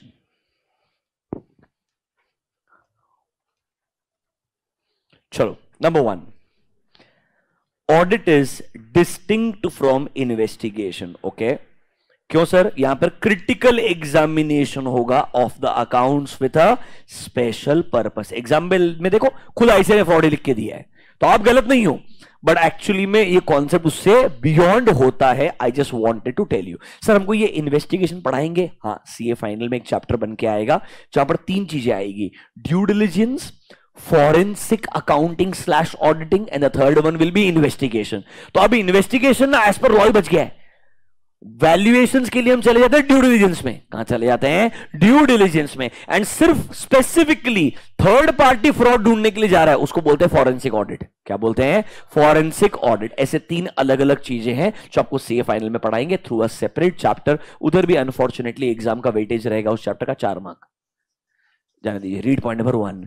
Is audit different from investigation? Yes. For example, अगर आप फ्रॉड सस्पेक्ट करते हो, ससेप्ट नहीं है, क्या है, सस्पेक्ट करते हो, तो आप स्पेसिफिकली इन्वेस्टिगेशन करने के लिए बोल सकते हो. फिर देखो वापस से निबंध ऑडिट पे लिख दिया. पॉइंट नंबर 2, हमें रीजनेबल एश्योरेंस ऑब्टेन करना होता है whether financial statements are free from material misstatement. और इसमें तो कोई डिफरेंस ही नहीं है, वो तो ऑडिट के बारे में लिखा है. थर्ड पॉइंट में डिफरेंस है. Scope of audit is general where scope of investigation is specific and narrow. ये उल्टा लिख रहा है, normally it should be other way round, but इसका इन्वेस्टिगेशन फ्रॉड वाला ही है. इसका इन्वेस्टिगेशन कौन सा है, फ्रॉड वाला ही है. इसको लग रहा है फ्रॉड ढूंढने का, वही इन्वेस्टिगेशन, उसके अलावा इन्वेस्टिगेशन होता ही नहीं है. ऐसा नहीं है. There is something called as due diligence and forensic accounting also. And due diligence में आता है financial due diligence, taxation related due diligence, operational due diligence, management due diligence, ESG based due diligence होता है. जब आज मैं अगर business खरीदने जाता हूं ना, मेरा ऑब्जेक्टिव से प्रॉफिट नहीं होता है. मेरा ऑब्जेक्टिव है प्रॉफिट के अलावा ये धंधा रन कैसे होता है, एनवायरमेंट को कितना कंट्रीब्यूट कर रहा है, पॉजिटिवली या नेगेटिवली, प्रेजेंस कहां कहां पर है, कंपनी का मैनेजमेंट कैसा है. Investigation can be from multiple perspectives. And point number 4 पढ़ के देखिए लास्ट. कभी कभी आपके ऑडिटिंग के जो फाइंडिंग्स है, quite possible that investigation results, investigation शुरू कब होता है, from the findings of audit, कि आपको ऑडिट में कुछ मिला होगा, आपने मैनेजमेंट को रिपोर्ट किया होगा, इसीलिए आपके इंपॉर्टेंट स्टेक होल्डर ने क्या शुरू करवा दिया होगा, इन्वेस्टिगेशन शुरू करवा दिया होगा. एंड ये इन्वेस्टिगेशन अभी भी किसके लिए है, फ्रॉड के लिए ही है. यहां पर बिजनेस खरीदने वाला इन्वेस्टिगेशन है ही नहीं. Is that clear to you? क्या एकदम बेसिक सा डिफरेंस समझ में आया क्या? मैक्सिमम इधर जो आ सकता है एक एमसीक्यू या करेक्ट इनकरेक्ट आ सकता है. नोटबुक में जाइए, right down point number 7, auditing versus investigation. Auditing versus investigation.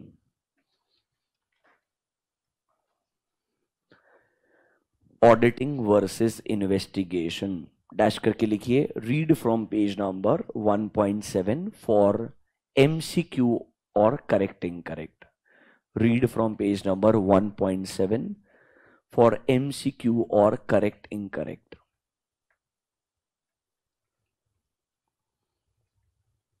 Honestly मेरे हिसाब से जो पॉइंट नंबर 4 जो है, ये तो आपके आईसीआई मॉड्यूल में भी नहीं है.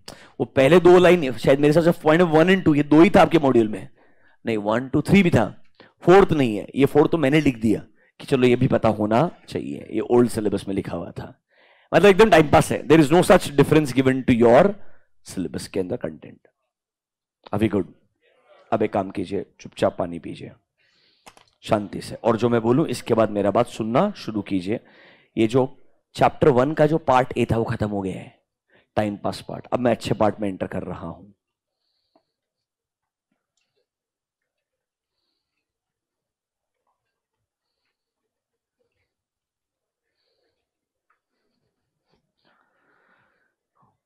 One point 10 can you see concept of true and fair. Brackets में लिख दो नॉट इन आईसीआई मॉड्यूल. है ही नहीं है, मैंने फालतू में लिख के रखा है तुम्हारे नॉलेज के लिए. 1.10 concept of true and fair not in ICI module.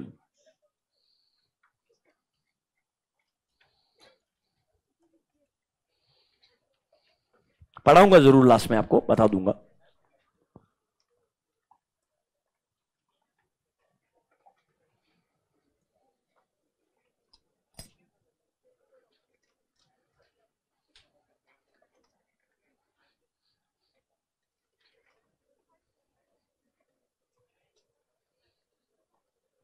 Everyone, I want your 100% attention.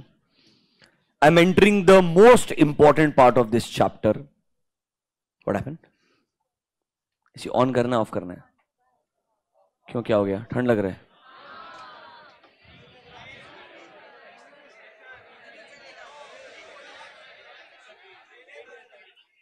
कौन सा एसी है, नाम क्या है?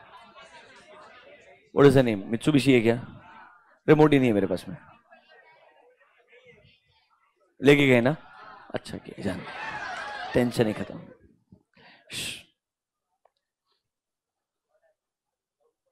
अब सुनो प्लीज, मजाक मत करना, यहां से आगे डिस्कशन शुरू होगा प्रोबेबली आपके लंच के बाद का पूरा 1 आवर डिस्कशन इसके अराउंड ही रहेगा।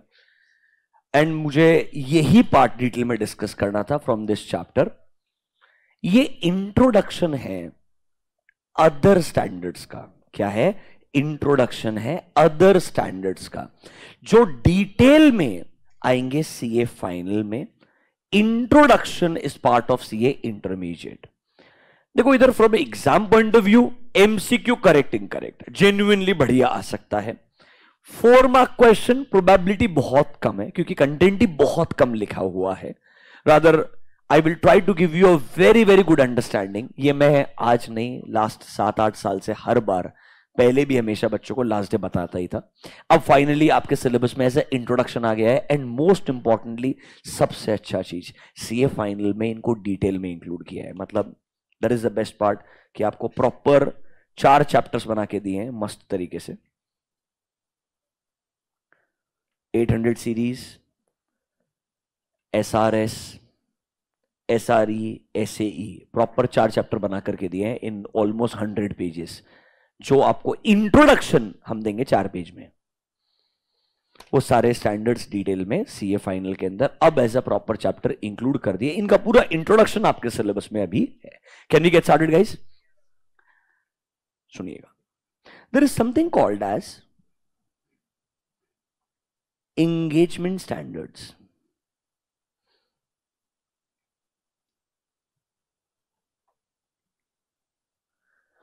We can divide them in 4 broader categories. We can divide them in 4 broader categories. First one is called as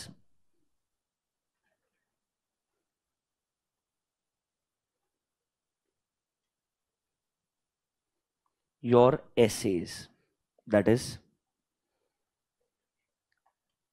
standards on auditing.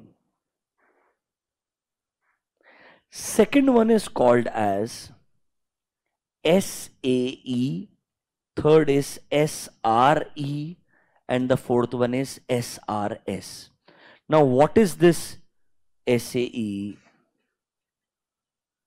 What is this SAE and what is SRS? SAE is called as Standards on Assurance Engagement. SRE is called as Standards on Review Engagement. And SRS is Standards on related services. 4 standards हैं। SAs जो आपने बहुत बार सुने हैं, it's something that we have studied in extreme detail also. Standards on auditing for the purpose of your statutory audit. There is something called as SAE, standards on assurance engagement. Then there is something called as SRE, standards on review engagement, and the last one is SRS, that is called as standards on related services. ये सारे standards किसका part है? Engagement standards का part है। किसका part है? Engagement standards का part है। एक और होता है that is called as quality control standards. क्या होता है? Quality control. यहां देखिए word SQC, standard on quality control, वो अलग से बताएंगे आपको, वो आपके सिलेबस में भी है। SQC आपके सिलेबस में डिटेल में ही आएगा। इस चैप्टर के बाद जब मैं चैप्टर 11 पे जाऊंगा वहां पर आपको SQC पढ़ाया जाएगा, डोंट वरी। मतलब आने वाले 2-3 दिन के अंदर, यही इसलिए इंट्रोडक्शन से आज शुरुआत कर रहा हूं, यहां से आगे चीजें कनेक्ट होती जाएगी and we will go back to our standards. But आज इंट्रोडक्शन है। एंगेजमेंट स्टैंडर्ड्स को 4 ब्रॉडर कैटेगरी में डिवाइड किया है। 5वां जो कैटेगरी है वो SQC कहलाता है, स्टैंडर्ड ऑन क्वालिटी कंट्रोल, जो आपको अभी इग्नोर करना है, फोकस 4 चीज पे करना है। ये क्या बोलता है?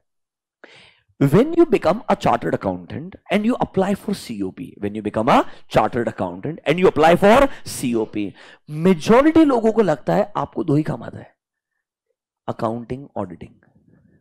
अब अकाउंटिंग के लिए तो ऑलरेडी AS इंडेस है, एप्लीकेबल FRF है, एंड ऑडिटिंग के लिए क्या है? SAS है। बाकी कोई आप काम कर ही नहीं सकते हो। ये मेजॉरिटी लोगों का मिसकंसेप्शन है। If I am not wrong, day before yesterday, that is Saturday, एक ICAI का, आपने GMCS ट्रेनिंग सुना है? CA फाइनल के लिए your advance ITT and GMCS training होता है। वो ट्रेनिंग के अंदर एक स्पीकर आए थे, with due respect, no offence, point of view सुनना, प्रैक्टिसिंग चार्टर्ड अकाउंटेंट। एक बच्चे को उन्होंने बताया कि हम क्या कर सकते हैं, ऑडिटिंग कर सकते हैं, अकाउंटिंग कर सकते हैं। उसने, बच्चे ने पूछा, सर हम अश्योरेंस एंगेजमेंट भी तो कर सकते हैं। उसने बोला नहीं, वो चार्टर्ड अकाउंटेंट के लिए होता ही नहीं है। होता है, they all are for chartered accountants. ऐसा कुछ नहीं है कि नहीं होते वो चार्टर्ड अकाउंटेंट के लिए। इट्स जस्ट दैट ICAI ने 6 साल तक वो सिलेबस हटा दिया, तो लोगों को लगा सिलेबस में नहीं है मतलब हमारे लिए ही नहीं।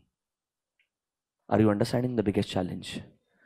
मतलब sorry, no offence, but there are lot of qualified people also. Because एक बात सोचो, आज तो आप फोर्सफुली पढ़ रहे हो, when you qualify there is no exam, and if the client is not asking for a service, you will never read about it, and if you don't read about it, you never know what that is. मतलब genuinely it was a significant negligence on part of ICAI according to me. These should have been part of a syllabus. They were earlier, they were removed for a good 5-6 years. मतलब ऐसी services होती भी है जो लोगों को पता भी नहीं है कि एग्जिस्ट करती है।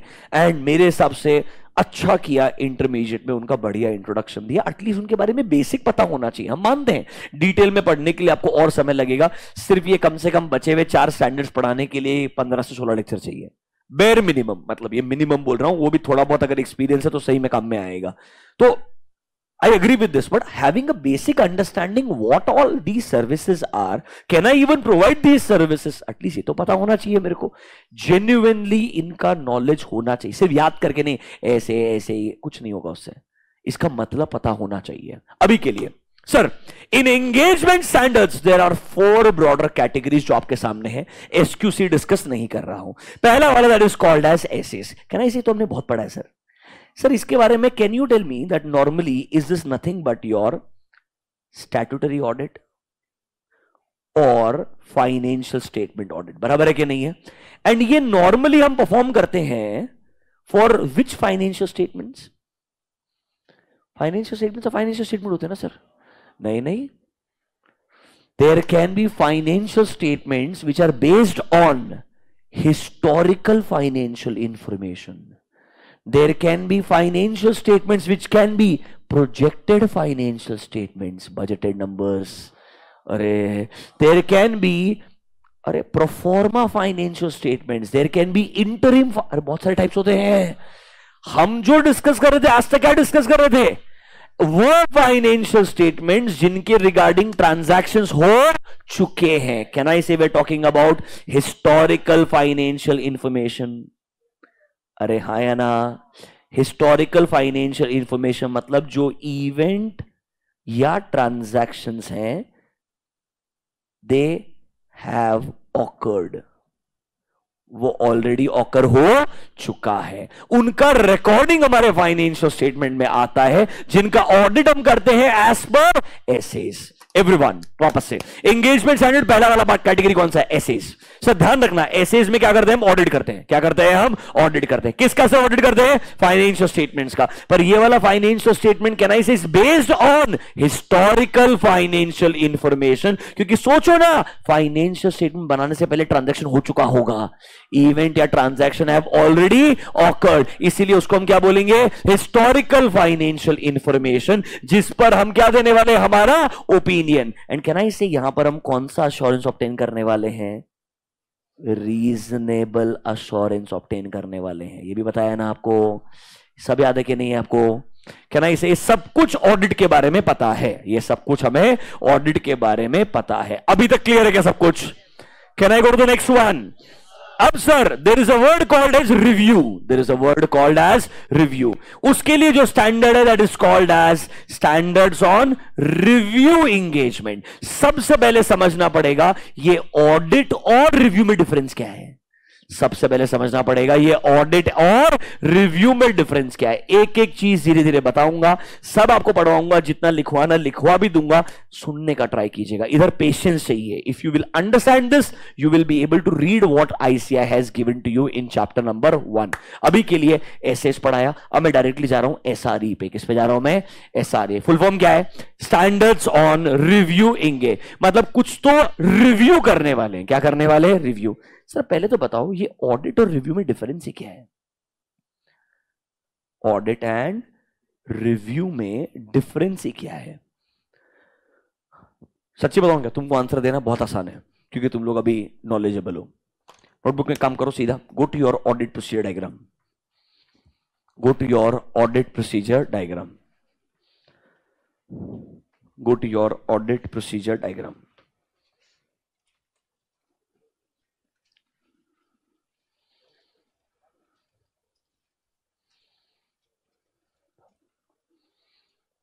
Are you there? Spend 2 minutes on the audit procedure diagram. Only on the headings.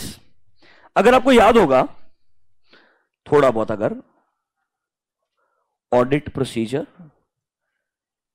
पूरा डिटेल में नहीं जा रहा हूं, ब्रॉडर अंडरस्टैंडिंग, हमने 2 पार्ट में डिवाइड किया था, risk assessment procedure and we had further audit procedure. बराबर है कि नहीं है? Further audit procedure. क्या ये फर्दर ऑडिट प्रोसीजर के भी 2 पार्ट थे? कौन कौन सा? कंप्लायंस प्रोसीजर एंड दूसरा क्या था? Substantive procedure. बराबर है कि नहीं है? सब्सटैंटिव के अंदर भी 2 पार्ट थे। कौन कौन सा? एक था टेस्ट ऑफ डिटेल्स एंड दूसरा क्या था? टेस्ट ऑफ डिटेल एंड दूसरा था substantive analytical review procedure as per SA 520। Substantive analytical review procedure as per SA 520। Everyone, audit के अंदर हमें चाहिए हाई लेवल ऑफ अश्योरेंस। क्या चाहिए हमें? High level of assurance. मतलब we are looking for reasonable assurance. Review में आपका स्कोप ऑडिट से भी कम होता है। रिव्यू में आपका स्कोप ऑडिट से भी कम होता है। मतलब यहां पर मुझे हाई लेवल ऑफ अश्योरेंस भी नहीं मिलेगा, मतलब यार रीजनेबल अश्योरेंस भी नहीं मिलेगा। क्या ना, इसे रीजनेबल के भी नीचे आना पड़ेगा। अब यार बोलने के लिए कुछ लोग बोलेंगे मॉडरेट लेवल ऑफ अश्योरेंस है, कोई लोग बोलेंगे लोअर लेवल ऑफ अश्योरेंस है, but it is not a reasonable assurance. It is not a reasonable. Can I से टू ऑब्टेन रीजनेबल अश्योरेंस पहले मैं रिस्क असेसमेंट करता हूं, फिर मैं कंट्रोल टेस्टिंग करता हूं, फिर मैं अमाउंट टेस्टिंग करता हूं। अमाउंट टेस्टिंग में भी याद है क्या? टेस्ट ऑफ डिटेल लगाता हूं, फिर सब्सटैंटिव एआरपी लगाता हूं। यस और नो? मैं बहुत डिटेल में प्रोसीजर लगाता हूं, तब जाके रीजनेबल अश्योरेंस आता है ना। रिव्यू में आप ये चीज नहीं लगाएंगे। रिव्यू में आप क्या नहीं लगाएंगे? टेस्ट ऑफ डिटेल नहीं लगाएंगे। मतलब आप रिव्यू में एक्चुअली पता है क्या करते हैं? 2 ही चीज, इंक्वायरी एंड एआरपी। क्या यूज करते हैं? Inquiry and ARP. What is ARP? Analytical review procedure. सुनिएगा, मतलब मैं अगर अमाउंट टेस्टिंग का बात करता हूं, किसका बात करता हूं? Amount testing. तो जो टेस्ट ऑफ डिटेल है वो रिव्यू के अंदर नहीं आने वाला है, सिर्फ आप करने वाले हैं मतलब सुनो, नंबर्स को देखेंगे, कंपेयर करेंगे, रेवेन्यू बढ़ा है, क्यों बढ़ा है? इंक्वायरी करूंगा, एनालिसिस करूंगा, current year versus previous year variance analysis, ratio analysis लगाऊंगा। मतलब क्या ना, इसे डॉक्यूमेंट्स डिटेल में चेक करने के अलावा सिर्फ इंक्वायरी एंड एनालिसिस करूंगा। डोंट यू थिंक सिर्फ एनालिटिकल प्रोसीजर आपको शायद sufficient and appropriate audit evidence नहीं देगा? इसी वजह से सिर्फ सब्सटैंटिव पे रिलाई नहीं करते हम एआरपी के अंदर। हम बोलते थे अगर रिस्क ज्यादा है तो सिर्फ एआरपी पे रिलाई मत करना, साथ साथ में क्या लगाना? टीओडी भी लगाना, क्योंकि ऑडिट में दोनों जरूरी है। रिव्यू में वो बोलता है सिर्फ एआरपी लगाओ और इंक्वायरी भी कर लो तो भी चलेगा, क्योंकि आपको क्या नहीं चाहिए? हाई लेवल अश्योरेंस नहीं चाहिए। आपको क्या चाहिए? उससे भी कम। आपको उससे भी कम अश्योरेंस चाहिए। उसको आप लिमिटेड अश्योरेंस बोल सकते हो। क्या बोल सकते हो आप? लिमिटेड अश्योरेंस या मॉडरेट लेवल ऑफ अश्योरेंस, या क्या बोल सकते हो? मतलब सर रिव्यू में हम ऑडिट से भी कम काम करेंगे। रिव्यू में हम ऑडिट से भी कम काम, तो रिव्यू करेंगे क्यों सर? जब हम इतना कम काम करने वाले तो ये कॉन्सेप्ट ही क्यों बनाया? Why do we have review?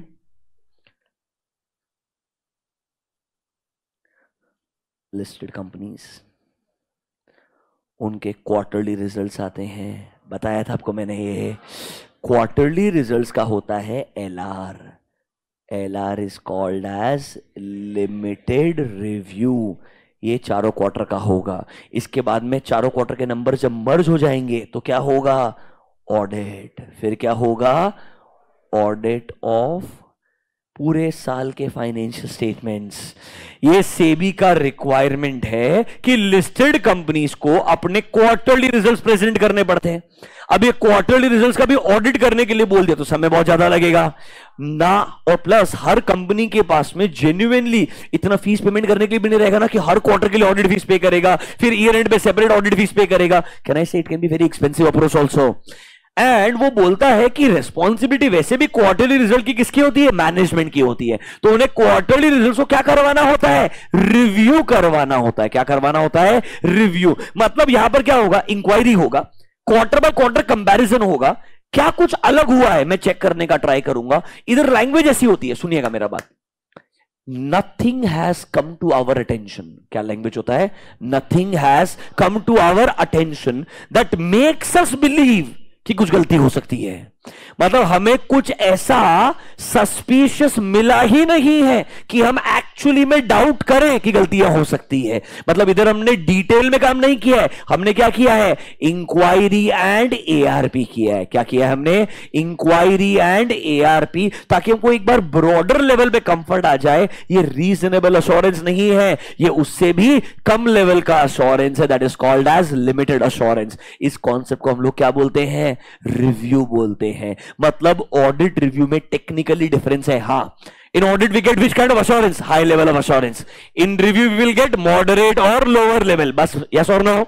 यहां कौन सा मिलेगा? Reasonable assurance. यहां कौन सा मिलेगा? Limited assurance. ऑडिट में क्या TOD लगाना पड़ेगा? Test of detail. Yes. Review में सिर्फ क्या लगाना पड़ेगा? Inquiry and ARP। थोड़ा समझ में आ रहा है क्या? अरे हाँ या ना? तो कहना इसे रिव्यू के बाद में ऑडिट भी होता ही है। हाँ, ये रिव्यू एक एडिशनल रिक्वायरमेंट है। रिव्यू क्या है? एक additional requirement. This can be done for your quarterly results. This can be done for your quarterly results. और review can be done for 6 months also, 9 months also. Example, interim dividend देना है, उसके लिए interim financial statement बनेगा। उनका audit नहीं होगा, क्या हो जाएगा? रिव्यू हो जाएगा, और इंटरिम डिविडेंड डिक्लेयर कर दिया जाएगा। थोड़ा सा रिव्यू और ऑडिट में डिफरेंस समझ में आ रहा है क्या? थोड़ा डिफरेंस समझ में आ रहा है क्या? हाँ या ना? अच्छा, रिव्यू के अंदर भी ना, इन योर SRE, अब मैं कहां पर आ गया हूं? SRE में आ गया हूं। दो ऑप्शन आएंगे, आपको पढ़ाएंगे। एक आएगा SRE 2400, एक आएगा SRE 2410। घबराओ मत, सब कुछ तुम्हारे बुक्स में है। ये पहले तुमको एक मस्त ओवरव्यू दे रहा हूं, पूरा बुक में सब कुछ लिख के दिया है। SRE में भी 2 ऑप्शन आएंगे। क्या क्या? 2400 एंड 2410। एक का नाम देखोगे एटलीस्ट 2410 का। You want to see the name once? चलो एक काम करो, आओ अपने बुक के अंदर, in your intermediate module, come to page number,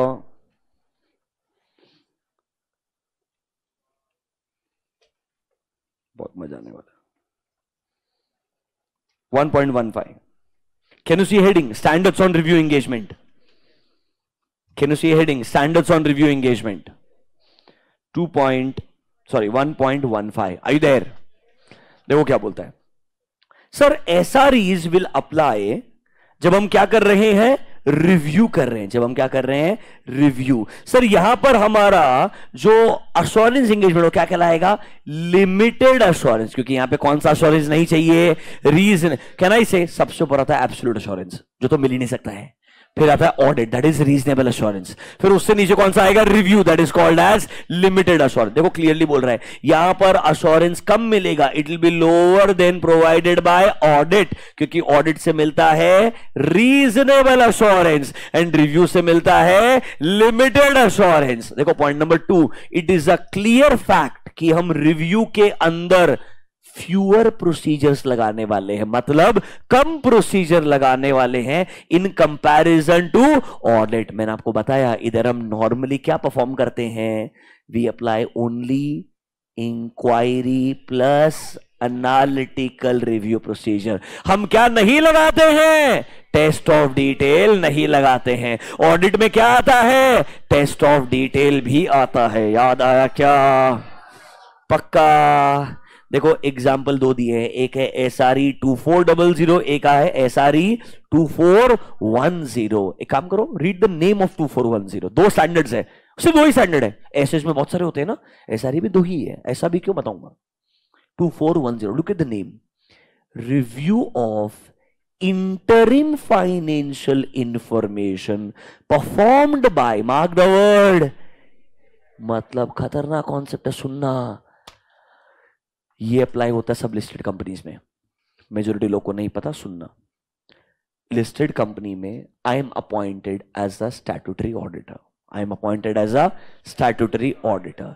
मैं सर फाइनेंशियल स्टेटमेंट के ऊपर रिपोर्ट दूंगा, मुझे ही वो लोग बोलेंगे कि तू एक काम कर, क्वार्टरली रिजल्ट्स को क्या कर लेना, रिव्यू भी कर लेना। मतलब अगर एक कंपनी में स्टैट्यूटरी ऑडिटर को ही बोला जाए तो स्टैट्यूटरी ऑडिट के साथ साथ में रिव्यू भी कर लेना, तो मेरे लिए अप्लाई होगा 210 प्लस 2410। अरे मेरे लिए अप्लाई होगा 210 प्लस 210 मतलब एंगेजमेंट टर्म्स। तो एंगेजमेंट टर्म ऑफ ऑडिट लिखते वक्त क्या बताऊंगा, मैं स्टैट्यूटरी ऑडिट के साथ साथ में रिव्यू भी करने वाला हूं। कौन सा वाला review? Interim financial information, quarterly results will be interim. And इस बार क्या कंपनी का स्टैट्यूटरी ऑडिट रिव्यू करने वाला है क्या?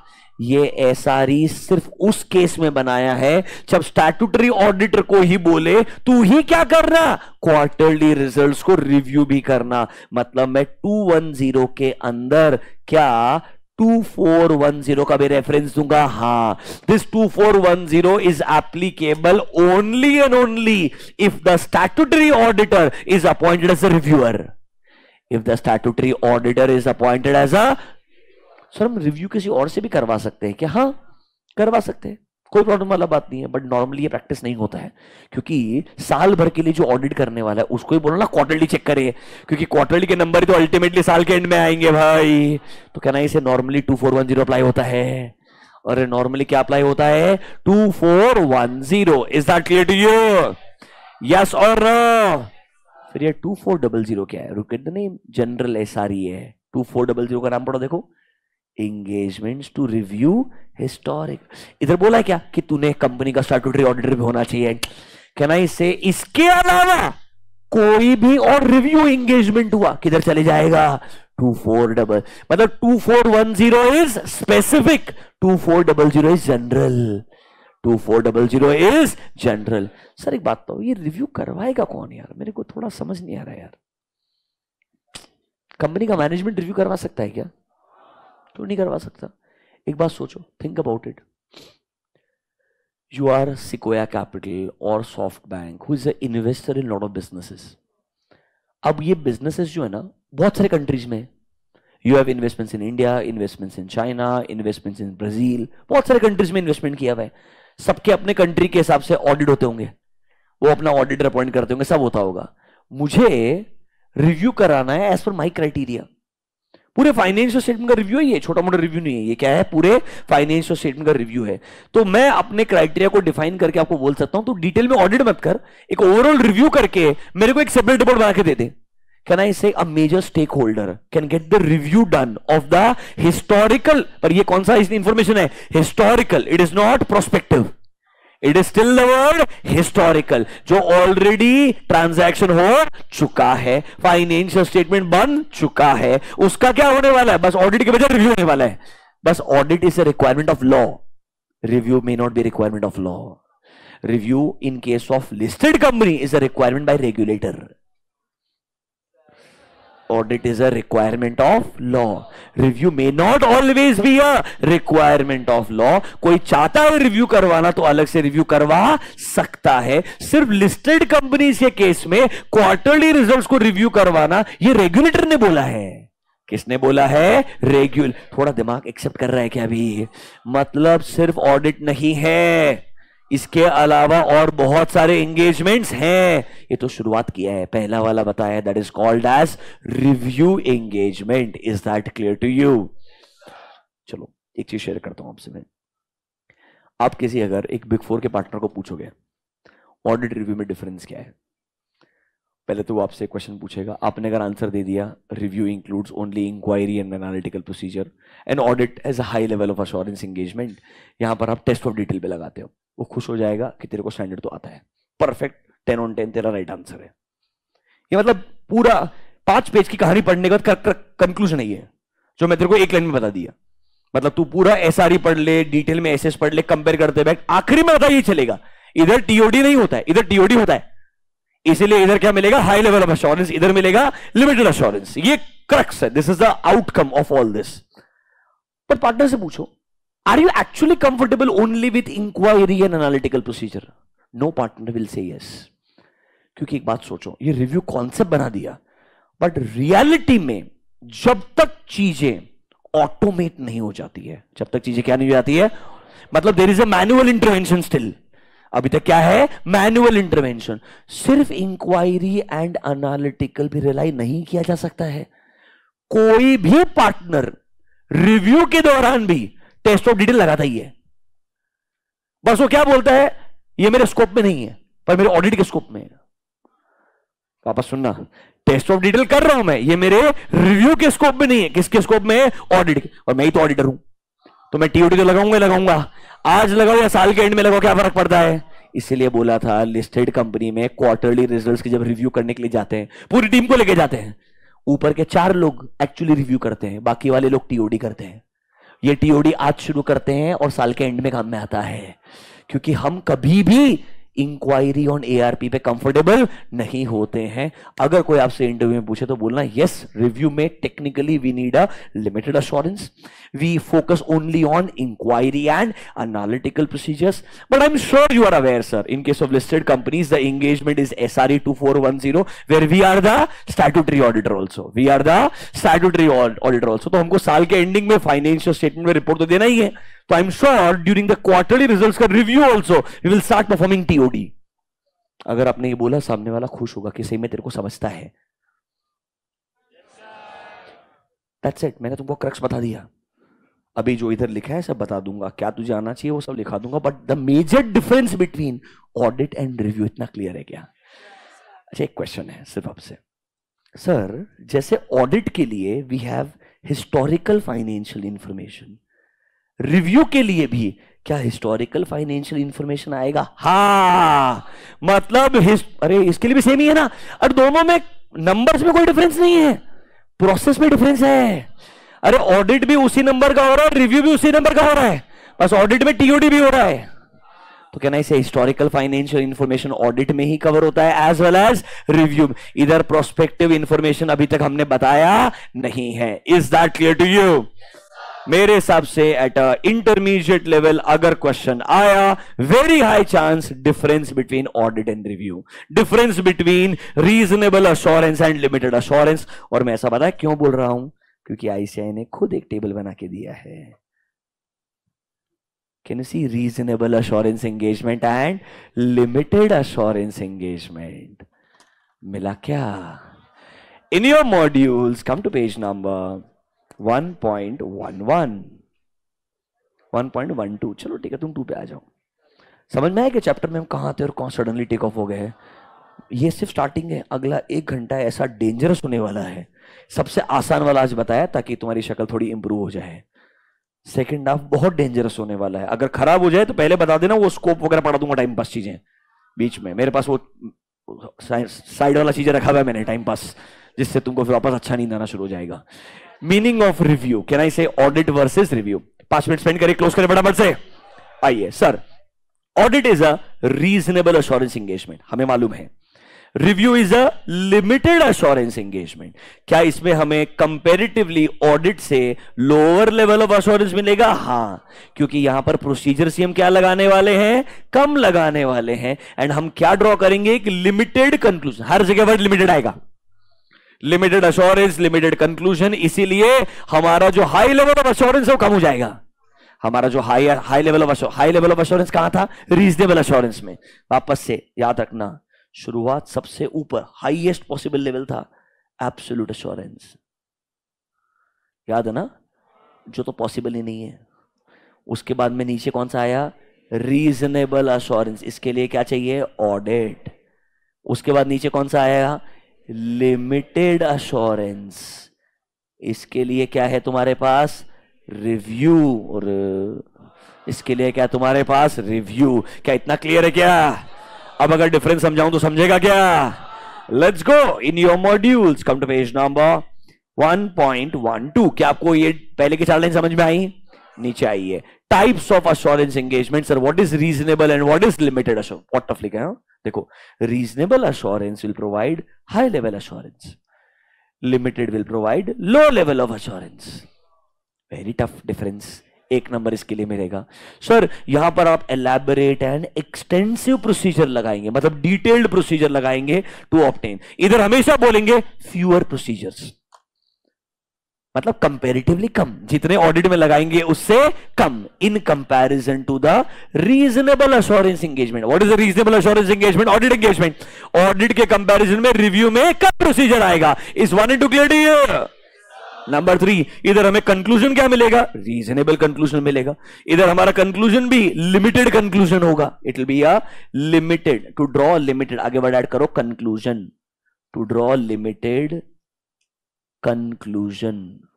इधर मिलेगा रीजनेबल कंक्लूजन, इधर मिलेगा लिमिटेड कंक्लूजन। एंड सर ये reasonable assurance engagements are also called as audit engagements, and these limited assurance engagements are called as review engagements. क्या आपको ये डब्बा समझ में आया? हाँ या ना? थोड़ा कंफर्ट आया क्या?